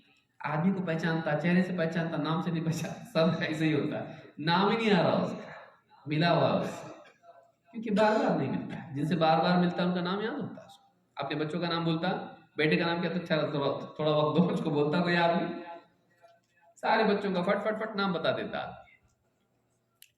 تو جو بار بار ہوتا ہے وہ یاد رہتا ہے، جو کبھی کبھی ہوتا ہے اس کے بھولنے کے امکانات اس کے بڑھ جاتے ہیں۔ تو علم کا مذاکرہ ہوتے رہنا چاہیے تاکہ وہ زندہ رہے۔ تو ہمارے کچھ ایسا حلقہ ہونا چاہیے کہ جو قرآن کی صورتیں، احادیث اور کچھ بنیادی باتیں دین کی، ان کا مذاکرہ کرتے رہیں۔ گھروں میں ہم اس کو کریں، دوست احباب کے ساتھ کریں۔ یہ نہ سمجھیں کہ یہ تو سب کو معلوم ہے، بعض اوقات پتہ چلتا نہیں معلوم ہے۔ بعض اوقات جب پردہ ہٹتا ہے تو معلوم پڑتا نہیں معلوم ہے کہ میں تو سمجھتا رہا کہ بیوی کو اتحیات آتا، لیکن آتا نہیں اس کو۔ میں تو یہی سمجھتا رہا کہ گھر میں سکھا کے بھیجوں گے، لیکن اس کو اب تک نہیں آتا، غلط پڑتی ہے۔ میں نے کبھی پوچھا نہیں، اس نے کبھی بتایا نہیں، ہم سمجھتے رہے آتا ہے، نہیں آتا ہے۔ تو ہم بعض اوقات اتنے اوور کانفیڈنٹ ہوتے ہیں کہ حسن ظن سے اتنا کام لیتے ہیں کہ کبھی امتحان ہی نہیں لیتے۔ دیکھیے گھر پہ جا کے ایک ٹیسٹ لیجئے، آپ کا بھی ہوگا۔ بہت ساری باتیں ہم کو نہیں معلوم ہوتی اور ہم سمجھ رہے ہوتے ہیں کہ فلاں کو معلوم ہے، اس کو نہیں معلوم، اور وہ سمجھ رہا ہم کو معلوم، ہم کو نہیں معلوم۔ اس لیے علم کا مذاکرہ کرنا یہ جہالت سے ہم کو محفوظ رکھتا ہے۔ باب نمبر 22، جدال اور خصومات سے اجتناب۔ علم کا مقصد یہ نہیں کہ آپ حجت بازی کر کے لوگوں میں اپنے آپ کو چمکائیں۔ علم کا مقصد عمل ہے، اپنی اور دوسروں کی اصلاح ہے، اور دوسروں کو ہرانا مقصود نہیں ہے، ان کو بچانا مقصود ہے۔ جہنم سے بچانا، گمراہی سے بچانا، جہالت سے نکالنا، ان پر اپنی فوقیت ثابت کرنا۔ علم حاصل کرنے کا یہ مقصد نہیں کہ آپ سارے لوگوں میں ثابت ہو جائے کہ آپ کا علم بہت زیادہ ہے، یہ مقصود علم کا نہیں ہے۔ اللہ کے نبی صلی اللہ علیہ وسلم فرماتے ہیں ما ضل قوم بعد هدى كانوا عليه الا اوتوا الجدل۔ کوئی قوم ہدایت پانے کے بعد گمراہ ہوتی ہے تو اس کی وجہ یہی ہوتی ہے کہ وہ حجت بازی میں پڑ جاتی ہے، اسے حجت بازی دے دی جاتی ہے۔ ہر بات پہ بحث، ہر بات پہ ڈیبیٹ، ہر بات پہ لڑنا، آپس میں چھوٹی چھوٹی باتوں میں بحث کرنا۔ جب یہ مزاج بن جاتا ہے تو اس کے نتیجے میں ضد بھی آتی ہے اور انکار بھی آتا ہے۔ پھر حق سامنے آنے کے بعد بھی جیتنے کا شوق ماننے میں رکاوٹ بن جاتا ہے، اور گھمنڈ کی وجہ سے آدمی صحیح کو غلط اور غلط کو جیتنے کے چکر میں کرنے والا بن جاتا ہے۔ تحریف وہیں سے جنم لیتی ہے۔ آپ کتنے مناظرے آپ دیکھیے، اب شاید یہ لطیفہ معلوم نہیں کتنا سچ ہے، وہ ایک مناظر صاحب مناظرے میں بول دیے اگر میں ہار گیا تو میری بیوی کو طلاق۔ بیوی سے بات ہوئی، کئی دنوں کا مناظرہ تھا، بولے آپ ایسا کیسا بول دیے، آپ کے مناظرے اور نقصان ہمارا، آپ بول دیے ہار گئے تو بیوی کو طلاق، تو میرا نقصان کیوں کر رہے آپ ہارو گے نا، طلاق ہو جائے گا تو میرا نقصان ہوگا، میری زندگی کیوں داؤ پہ لگایا؟ اللہ کی بندی میں مانوں گا تو ہاروں گا نا، میں مانوں گا ہی نہیں تو ہاروں گا کیسے؟ مناظر کا مزاج اکثر ایسا ہوتا ہے، ماننا نہیں، بال کی کھال نکالتے نکالتے بعض اوقات مقدمات میں ہی مناظرہ ختم ہوتا ہے جھگڑے پر۔ عام طور سے اس میں گھمنڈ، فخر، اپنی بڑائی، ضد، تحریف، مکر و فریب، یہ ساری چیزیں اس طرح کے مزاج میں آ جاتی، نہیں جانا ادھر۔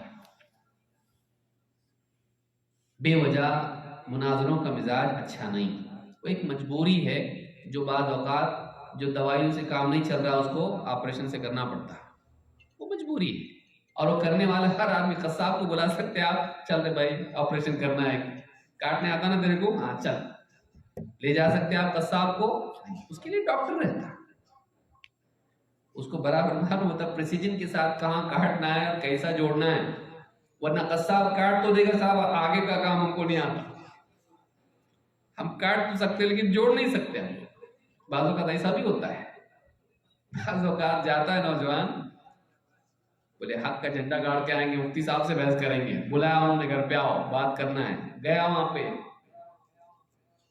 فلاں مسئلے پر، کنڈے پر، جھنڈے پر، ہاتھ باندھنے پر، ہاتھ چھوڑنے پر، اور رکھ دیا عربی کتاب سامنے، بخاری ہے نا آپ کی کتاب، ہاں بخاری ہماری کتاب، دو دلیل اس میں سے، بولے یہ ٹرانسلیشن والی نہیں ہے، تو کہ بخاری اردو میں ہوتی ہے کیا؟ پڑھو، تم بخاری سے دلیل دینے والے تھے نا، یہ لو بخاری، بولے میری والی، میری تیری کیا ہے، یہ بخاری ہے، یہ سعودی عرب میں چھپی ہے، عربی والی ہے، دو جواب، 2 منٹ دیں گے، فون نکالتا برابر رات کے 2 بجے میں، مولوی صاحب کو فون کرتا ہے، پہلے تو اٹھاتے نہیں جلدی، کیسا تو نیند اٹھ کے، ہاں کیا بات ہے، ذرا مولوی صاحب ایک اٹک گیا معاملہ، ذرا بہت ضروری معاملہ، ذرا آتے گئے یہاں پہ، کہاں آنا ہے بھائی، بولے یہاں میں بیٹھا ہوں مولوی صاحب کے پاس، ایک بریلوی عالم کے پاس بیٹھا ہوں، تھوڑا بحث کرنا ہے ان سے، آپ آتے؟ کہا ہے کہ بحث اور کہا ہے کا کیا، بیچارے بیمار پڑے ہوئے 2 دن سے، ان کو پوچھنے یہ بھی نہیں کیا تھا، ان کا فون یہ نہیں اٹھایا، ان کو پکڑ رہا ہے، بولتے بھائی میں نہیں آ سکتا، اس لیے کہ تیرا جھگڑا، تیری جنگ میں آگے جاری کروں نہیں، جھگڑا تو چھیڑ دیا اور میں آپریشن عادت تو خراب کر دیا، اور اس کے بعد سے میں بچاؤ آپریشن کروں نہیں کر سکتا، ایسے رہتے عالم لوگ، وقت پہ کام نہیں آتے، تو کام کیوں کیا جو تیرا نہیں ہے؟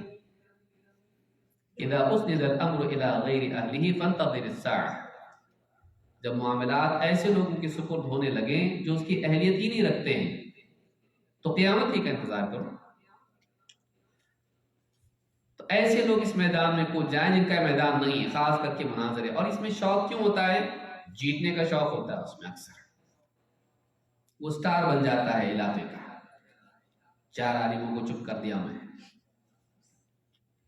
ان کو ڈیبیٹ میں ہرا دیا میں، تو بعض جو ڈیبیٹ والے ہوتے ہیں اکثر ان میں گھمنڈ پایا جاتا ہے، اور ان کے اندر منوانے کا مزاج ہوتا ہے، سمجھانے کا کم ہوتا ہے، نبیوں کے ہاں سمجھانے کا مزاج ہوتا ہے، لوگوں کو بچانے کا مزاج ہوتا ہے، ڈیبیٹ والا کسی طرح اس کو غلط ثابت کر دو تاکہ تالیاں بجیں،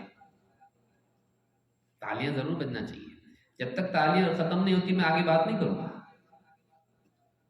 کیونکہ میں انجوائے کر رہا ہوں، I'm taking it in،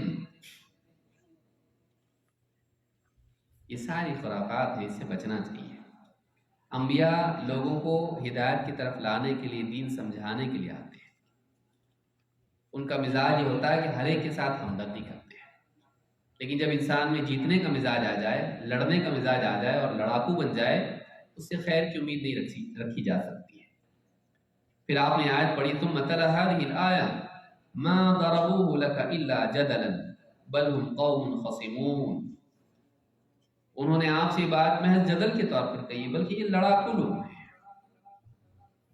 قریش کے بارے میں اللہ نے فرمایا یہ لڑنے والے ہی لوگ ہیں، آپ سے جو بھی بات کر رہے ہیں یہ بس یہ آرگیومنٹ کے طور پر کر رہے ہیں، لڑنے کے لیے کر رہے ہیں، لڑاکو لوگ نہیں ہیں، ماننے کا مزاج نہیں ہے۔ تو اس حدیث سے، جس کو امام احمد، ترمذی، ابن ماجہ اور حاکم نے روایت کیا، معلوم ہوتا ہے کہ حجت بازی کے مزاج کے نتیجے میں گمراہی آتی ہے۔ ہدایت کے بعد گمراہی کیسے آتی ہے؟ جب قوم باریک باریک باتوں میں بحث اور حجت کرنے لگ جاتی ہے۔ تو یہ بہت ضروری ہے کہ ہم حجت بازی والا مزاج نہ رکھیں۔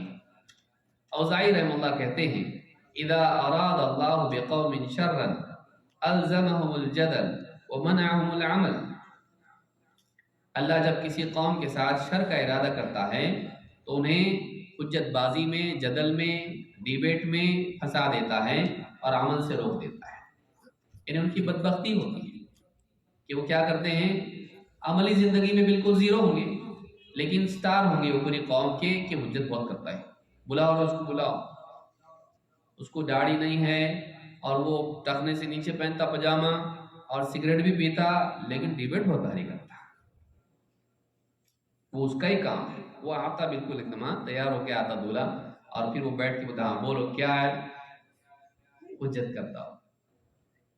جو قوم ایسی ہو جائے یہ گراوٹ کا شکار ہو جاتی ہے۔ حق کا دفاع اہل حق کرتے ہیں، بگاڑ سدھار نہیں لاتا ہے،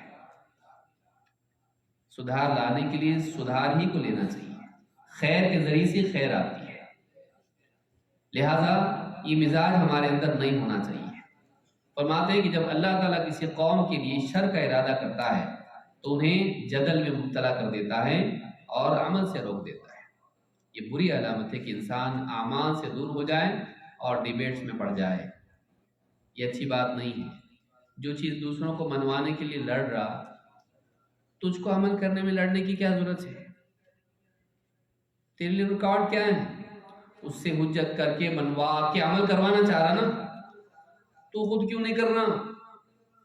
اکثر ڈیبیٹ کرنے والوں کی خود زندگی میں عمل نہیں ہوتا ہے، کیوں؟ اس لیے کہ ان کے مقاصد ہی ہو جاتے ہیں لوگوں سے بحث کر کے جیتنا۔ بچیں اس سے، یہ مزاج اچھا نہیں ہے۔ فی نفس ہی ڈیبیٹ برا نہیں ہوتا ہے، اس کی ضرورت کے وقت میں وہ کیا بھی جا سکتا ہے، اس کے لائق لوگ اس کو کرتے ہیں، لیکن اسی کو ہر چیز کے لیے اپنا مزاج بنا لینا اچھا نہیں۔ یحییٰ بن سعید کہتے ہیں قال عمر بن عبد العزیز من جعل دینہ غرضا للخصومات اکثر التنقل، جو آدمی اپنا دین خصومات کے لیے، لڑائی جھگڑے، ڈیبیٹس اور اس طرح کی چیزوں کے لیے، چاہے وہ عقیدے میں ہو، کسی اور مسئلے میں ہو، اس کے لیے پیش کر دیتا ہے، ایسا آدمی اکثر تنقل کا شکار ہو جاتا ہے۔ آج ایک رائے ہے تو کل ایک رائے ہوگی، کل ایک رائے تو پرسوں کچھ رائے ہوگی، جس سے بھی ڈیبیٹ کرتا ہے تھوڑا اثر اس کا لے لیتا ہے، اپنی رائے بدل دیتا ہے۔ ایسا آدمی دین پر ثابت قدم نہیں رہتا ہے، ہر دن ایک نیا رنگ اس کا ہوتا ہے۔ تو جو آدمی بار بار حجت بازی کے میدان میں جاتا ہے وہ شک شبے کا شکار ہو جاتا ہے، کبھی یہ کبھی وہ، آج ایسا کل ویسا ہو جاتا ہے۔ سٹیبل رہنے کے لیے سٹیبل علماء کے ساتھ جڑنا پڑتا ہے، مضبوطی کے لیے مضبوط علماء کے ساتھ رہنا پڑتا ہے اور ان کی رہنمائی میں چلنا پڑتا ہے۔ بلکہ ڈیبیٹس کے ذریعے سے آپس میں نفرت پیدا ہوتی ہے، دشمنیاں جنم لیتی ہیں، بلکہ وہ قتل تک بھی بعض اوقات جاتی ہیں، جھگڑوں تک بھی جاتی ہیں۔ عبداللہ بن حسن کہتے ہیں المراء یفسد الصداق، المراء یفسد الصداقۃ القدیمہ ویحل العقدۃ الوثیقہ،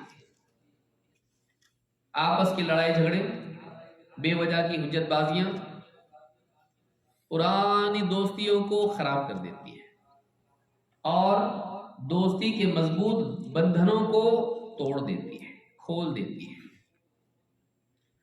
وَأَقَلُّ مَا فِيهِ أَن تَكُونَ الْمُغَالَبَةُ، سب سے کم تر چیز اس میں یہ ہے کہ اس میں ایک دوسرے پر غالب آنے کی کوشش آدمی کرتا ہے، یعنی ادنا برائی اس کی ہے، کم از کم اتنی برائی تو ہے ہی اس میں کہ مناظرے میں کیا ہوتا ہے، ہر آدمی دوسرے پر غالب آنے کی کوشش کرتا ہے، اور والمغالبۃ امتن اسباب القطیع، اور ایک دوسرے پر غالب آنے کی کوشش کرنا یہ ریلیشن شپ کٹ کرنے، تعلقات منقطع کرنے کے بہت بڑے اسباب میں سے، مضبوط اسباب میں سے۔ تو معلوم ہوا کہ آپس کی حجت بازی سے تعلقات خراب ہوتے ہیں، اور اس میں آدمی دوسرے پر غالب آنے کی کوشش کرتا ہے، اور غالب آنے کے چکر میں وہ لوگوں کو کھو دیتا ہے۔ دعوت کا مقصد لوگوں کو ہرانا نہیں ہے، دعوت کا مقصد لوگوں کو جیتنا ہے، اور آپ اخلاق کے ذریعے سے بھی جیت سکتے ہیں۔ جس علمی گفتگو میں اخلاق نہ ہو اس سے سننے والا مدعو دور ہو جاتا ہے۔ آپ اخلاق کے ساتھ دعوت دیجیے، دلائل آپ کے ہونا چاہیے ایک دم مضبوط، اور سلوک آپ کا ہونا چاہیے ایک دم نرم۔ آپ کا اخلاق اچھا ہونا چاہیے، اور آپ کی دلیلیں ایک دم ٹھوس ہونی چاہیے، لیکن سلوک ایک دم نرم، زبان ایک دم نرم۔ تو سامنے والا اس اخلاق کی وجہ سے آپ کی بات کو انکار نہیں کر پاتا، بولتا ٹھیک ہے بھائی نہیں مانتا، لیکن آدمی ٹھیک ہے، وہ جڑا رہتا آپ سے، ورنہ بولتا ہے اس کے بعد اس آدمی کے ساتھ بات بھی نہیں کروں گا، بڑا بدتمیز آدمی ہے۔ تو آپ نے کیا کیا؟ دعوت کی شروعات سے دعوت کا خاتمہ کر دیا، آپ نے مستقبل کے لیے امکانات ختم کر دیے۔ بھلے آج دیکھیے لوگ بہت کم لوگ ہوتے ہیں، بیٹھا آپ کی بات سنا، توبہ کرتا میں آپ سے، صحیح ایسا ہوتا نہیں ہوتا، ایسا سوچتا ہوں، اگلی بار پھر کچھ بات ہوئی، ہاں یہ بات ٹھیک ہے آپ کی، پھر ایک بار ملا کہیں بات ہوئی، صحیح لگ رہا ہے لیکن پھر بھی مجھ کو ٹائم دو سوچنے کے لیے، پھر آپ اس کو کبھی ملے اور پھر بات ہوئی، کسی عالم سے ملنا ہے مجھ کو، تھوڑا سا اور سوالات میرے ہیں، آیا بیٹھا، بالکل بات صحیح ہے، پھر بیوی کو جا کے بولتا ہے ایک صحیح بات معلوم ہے، ہم اب تک غلط تھے، ہم لوگ اب تک غلط چل رہے تھے۔ دھیرے دھیرے دھیرے دھیرے آدمی کا دل کھلتا جاتا ہے۔ بہت کم لوگ ہوتے ہیں بیٹھا سنا اور ایک دم صحیح ریسیٹ ہو گیا پورا، بہت کم ہوتا ہے ایسا۔ تو آپ پہلے ہی مرتبہ میں ایسی بد اخلاقی اس سے کی کہ آئندہ ملنے کی پاسبلٹیز ختم ہو گئی، امکانات ختم ہو گئے، تو آپ کی دعوت خراب ہو جاتی ہے۔ آپس میں بھی ایک منہج کے لوگ بھی اگر آپس میں لڑے تو دلوں کے اندر کیا ہوتا ہے؟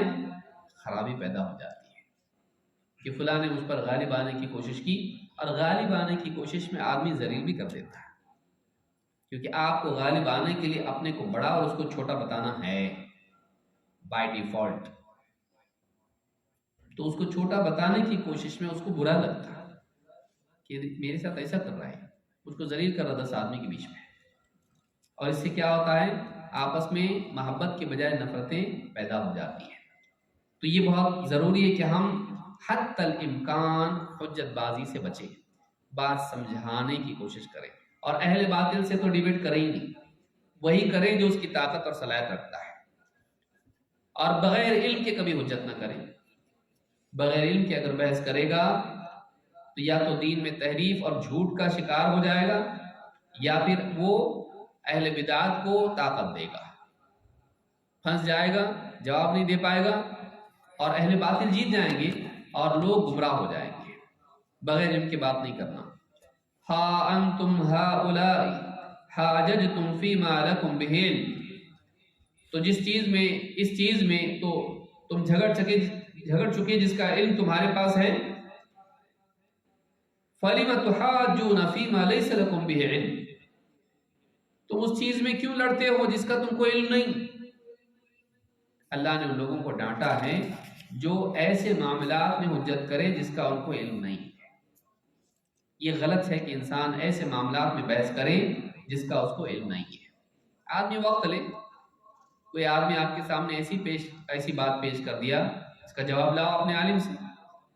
عالم کیا میں ہی بولتا، بلکہ وہاں اگر لڑے گا بغیر علم کے نقصان ہوگا۔ اگر نہیں معلوم ہے آپ کو، ٹھیک ہے مجھ کو وقت دیجیے، میں دیکھتا ہوں، دیکھ کے بتاتا ہوں کیا ہوتا ہے اس سے۔ آپ چھوٹے ہو جاتے نہیں۔ اللہ کے نبی صلی اللہ علیہ وسلم کے پاس جبریل آئے،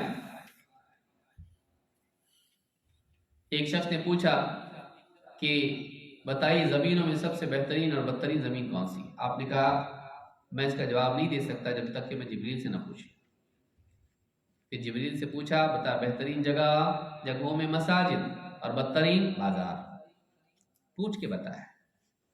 آپ ٹائم لیجئے، بحث ادھر ہی مت کیجئے کسی سے، جیتنے کی کوشش، جیتنے کی نیت اچھی نہیں ہے۔ آپ اکیلے دنیا میں نہیں ہو اسلام کا جھنڈا گاڑنے کے لیے، حق کا جھنڈا گاڑنے کے لیے، آپ کی بجائے دوسرا بھی کام کر سکتا ہے۔ آپ غلط کام مت کرو، کام خراب مت کرو، بغیر ان کے کسی سے لڑو مت۔ تو یہ بھی بری بات ہے۔ ہیثم ابن جمیل کہتے ہیں قلت لمالک ابن انس یا ابا عبداللہ الرجل یکون عالما بالسنة ایجادل عنها، کہا اے مالک، امام مالک نے انس سے کہا اے ابو عبداللہ، آدمی سنت کو جانتا ہے تو کیا وہ اس کے لیے جدال کر سکتا ہے؟ سنت کا علم اس کے پاس ہے، سنت کے دفاع میں وہ بحث مباحثہ کرے؟ قال لا ولكن يخبر بالسنة فإن قبلت منه وإلا سكت، کہ نہیں، حجت بازی نہ کرے، وہ بتا دے صحیح کیا ہے، قبول کریں ٹھیک ہے، نہیں کریں چھوڑ دیں، خاموش ہو جائے، کیونکہ حجت بازی کا انجام اچھا نہیں ہوتا اکثر۔ اس کے لیے اتنا شارپ آدمی ہونا چاہیے جو گردن پکڑتا ہے تو چھوڑتا نہیں، اتنا مضبوط اگر آدمی ہو تو ٹھیک، ورنہ نہ کرے۔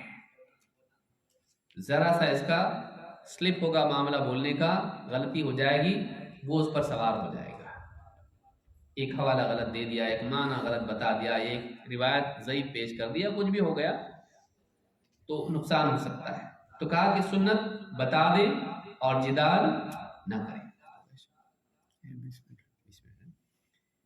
تو ہمارا کام کیا ہے؟ لوگوں کو بتائیں، لڑے نہیں، حجت بازی نہ کریں، مانے تو ٹھیک، نہیں مانے تو آپ پہ اس کا ذمہ نہیں ہے۔ ہو سکتا ہے آج نہیں وہ کل مانے گا، لیکن آپ تعلقات خراب نہ کریں اس سے۔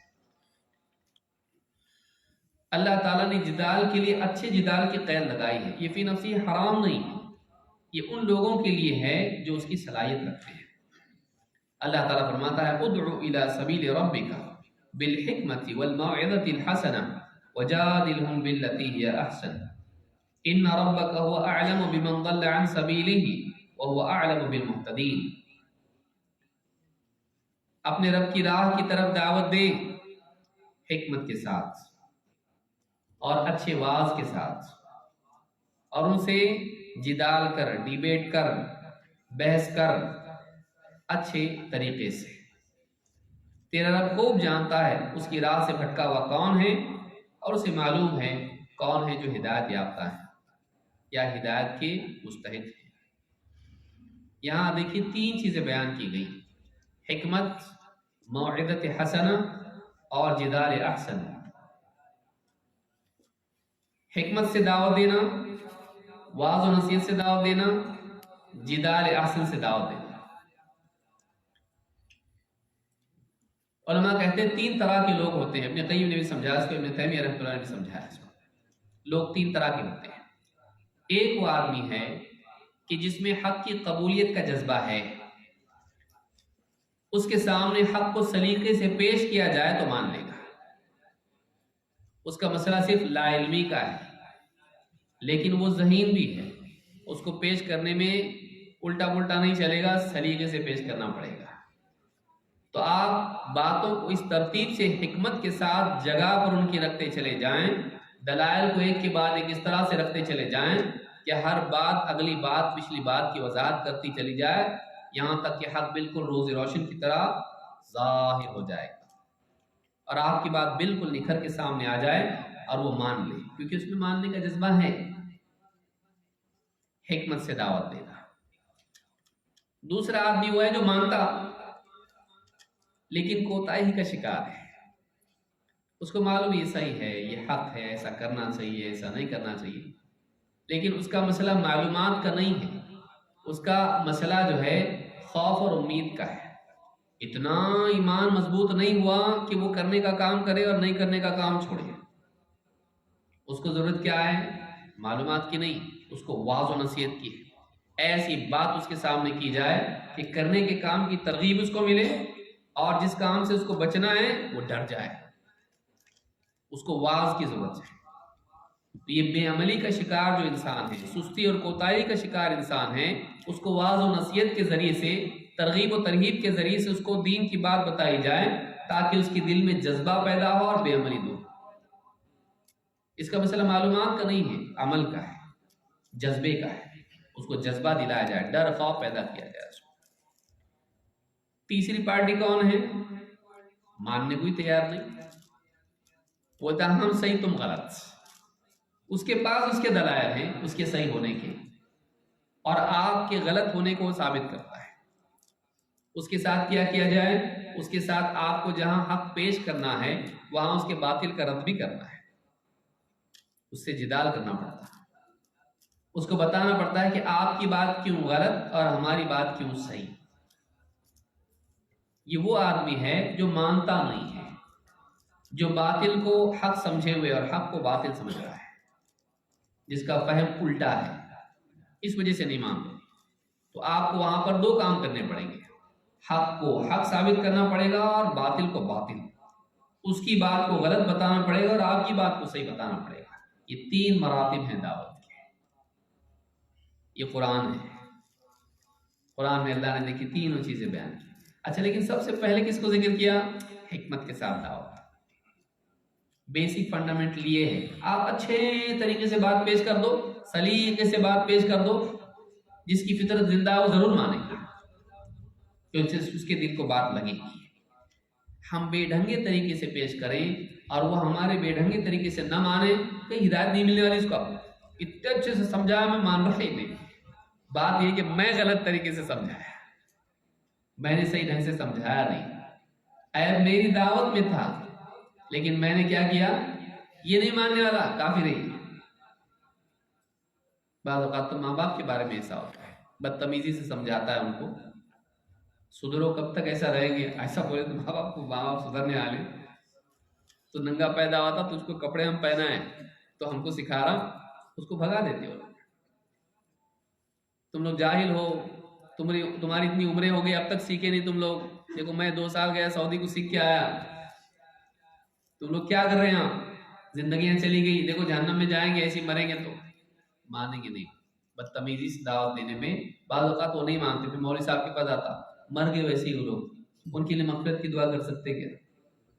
ابو طالب کی طرح تھے نا وہ لوگ، وہ کلمہ پڑھنے والے ہیں، ان کا معاملہ ابو طالب کی طرح نہیں ہے، صحیح ڈھنگ سے سمجھایا نہیں اور ان تک کبھی بات پہنچی نہیں صحیح۔ اگر ایسا حال ہے اور وہ دور ہے اسلامی ماحول سے، علم سے، تو ایسے لوگوں کی تکفیر نہیں کرنا چاہیے۔ بہت سارے لوگوں میں یہ حال ہوتا ہے۔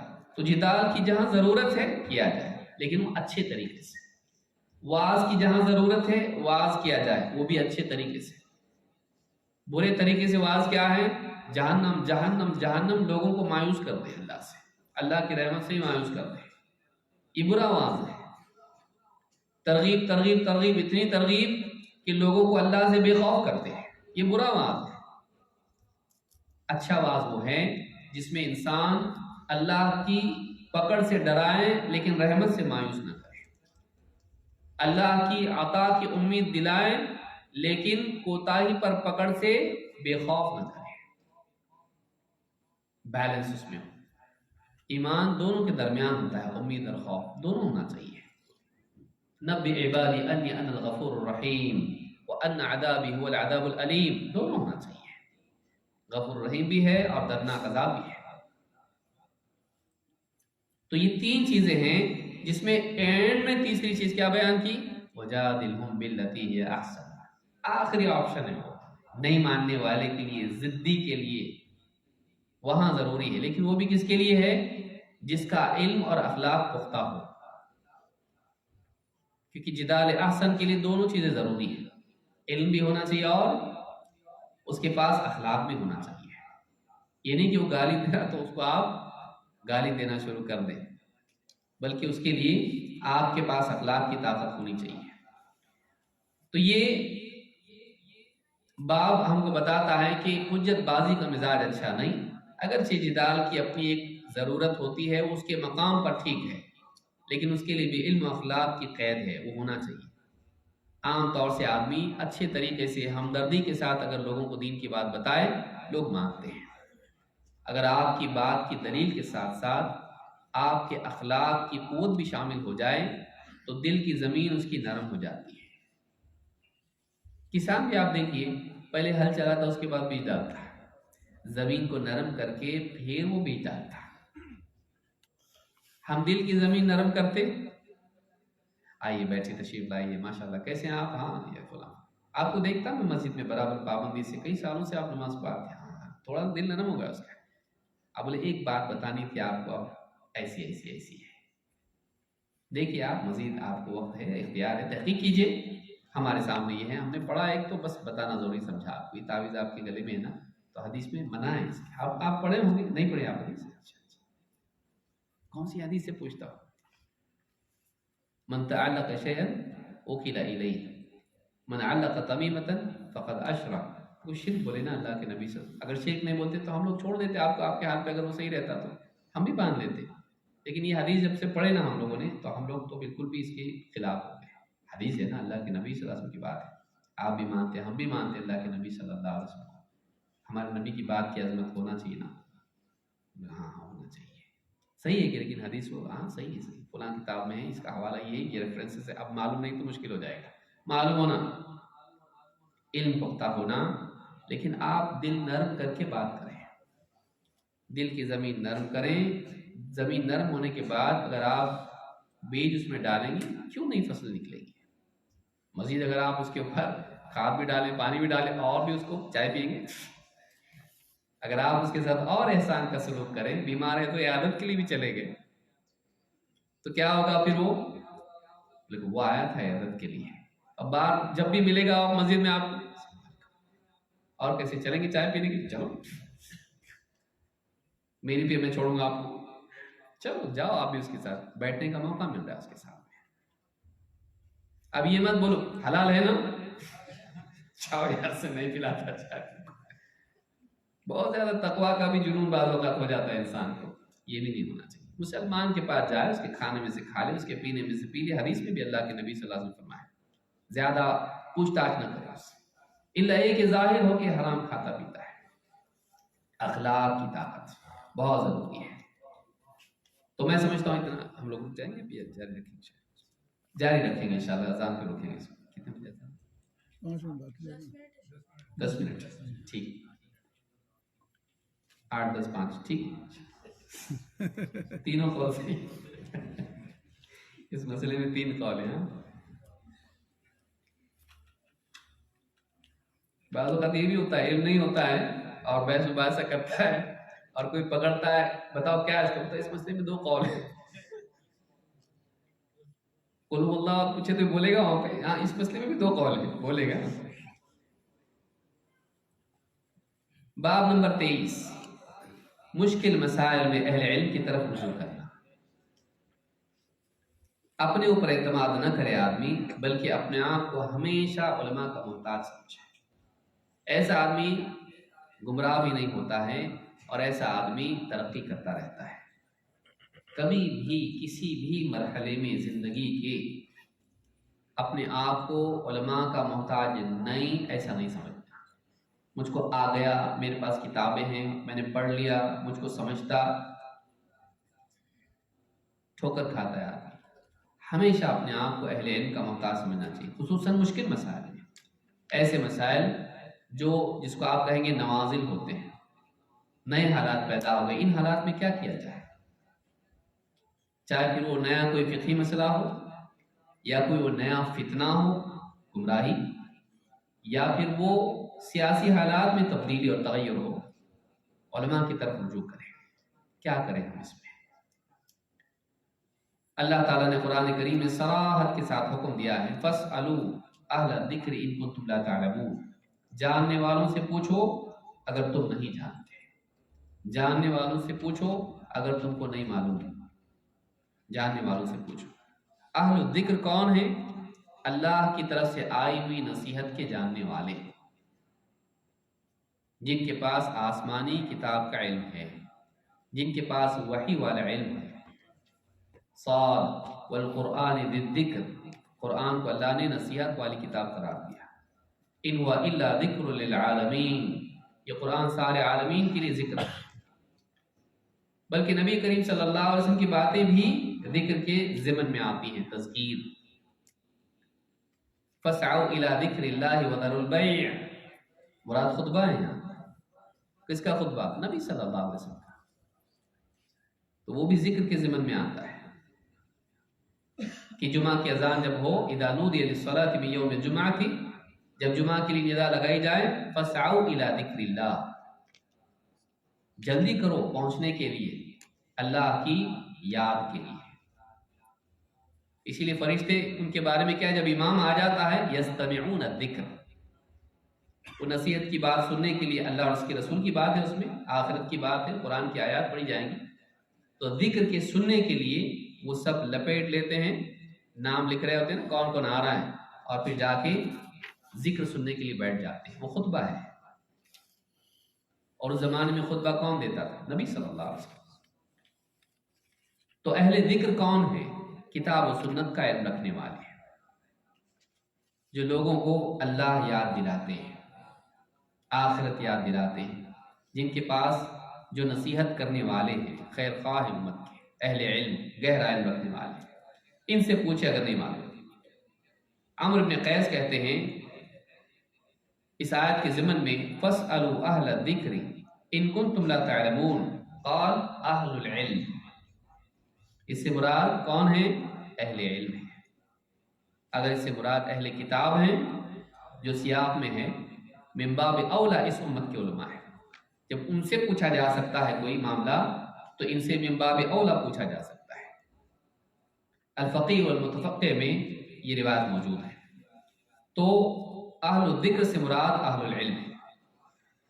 اللہ کے نبی صلی اللہ علیہ وسلم فرماتے ہیں ان القرآن لم ينزل یکذب بعضہ بعضا، قرآن اس لیے نازل نہیں ہوا کہ اس کی ایک بات سے دوسری بات کو جھٹلایا جائے، بل یصدق بعضہ بعضا، بلکہ قرآن کی ایک بات دوسری بات کی تصدیق کرتی ہے، اس کو اور سچ ثابت کرتی ہے. فما عرفتم منہ فاعملوا بہ، قرآن کی جو بھی بات تمہاری سمجھ میں آ جائے، تم اس کو جانتے ہو، اس کا علم تمہارے پاس ہو تو اس پر عمل کرو. جس کا علم تمہارے پاس ہے، سمجھ میں آتی ہو، اس پر عمل کرو. وما جہلتم منہ فردوہ الی عالمہ، اور قرآن کی جو بات تمہیں معلوم نہ ہو، جس کے بارے میں تم جاہل ہو، تو اس بات کو قرآن کے عالم کی طرف پھیر دو.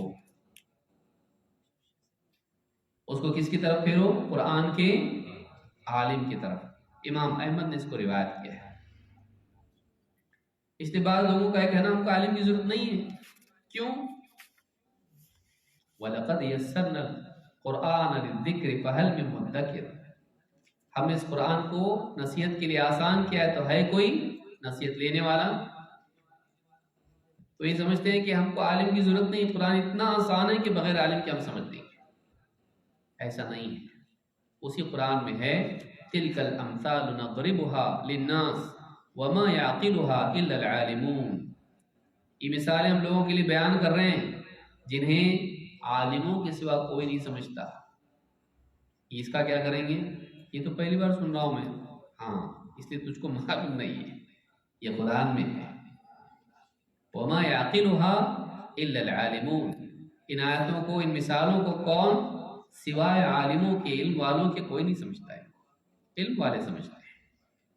آپ پوچھو کسی کو، بولو اللہ نور السماوات والارض، سمجھا کے دکھاؤ. ابن قیم نے بہت اچھی تفسیر اس کی ہے، الفوائد میں تفصیل سے اس کو ذکر کیا ہے. تو ایک انسان اگر نہیں جانتا ہے گڑبڑ کرے گا. لہٰذا اگر قرآن کی بات وہ نہیں جانتا ہے، کس کی طرف لوٹا ہے؟ عالم کی طرف، قرآن کا علم رکھنے والے کی طرف. اور یہ صرف قرآن کی بات کے بارے میں نہیں ہے، پورے دین کے معاملات میں ہے کہ جب ہم نہیں جانتے ہوں تو ہم علماء سے رجوع کریں. امام الاوزاعی رحمۃ اللہ علیہ فرماتے ہیں کان هذا العلم شيئا شريفا اذ كان من افواه الرجال يتلاقونه ويتذاكرونه فلما صار في الكتب ذهب نوره وصار الى غير اهله.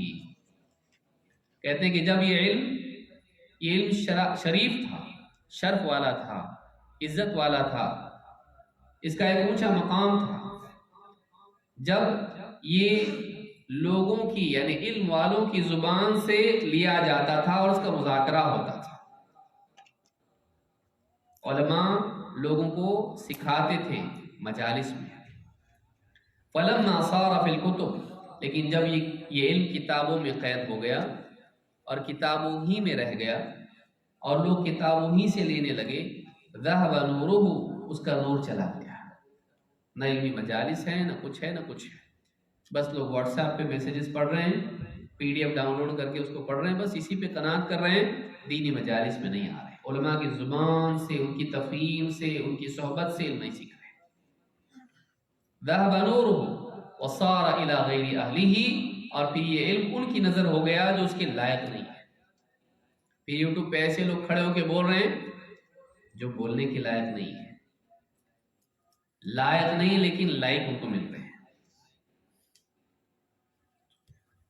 تو اس کے لیے بہت ضروری ہے کہ ہم علم کو علماء سے لیں، علم کو ان سے لیں جو اس کی اہلیت رکھتے ہیں، یا ایسے لوگوں سے جن کے لیے علماء کی طرف سے اجازت ہے۔ اللہ تعالیٰ ہم کو سمجھتا فرمائیں۔ بقیہ باتیں انشاءاللہ ہم نماز کے بعد دیکھیں گے۔ اقول ھذا واستغفر اللہ لی ولکم۔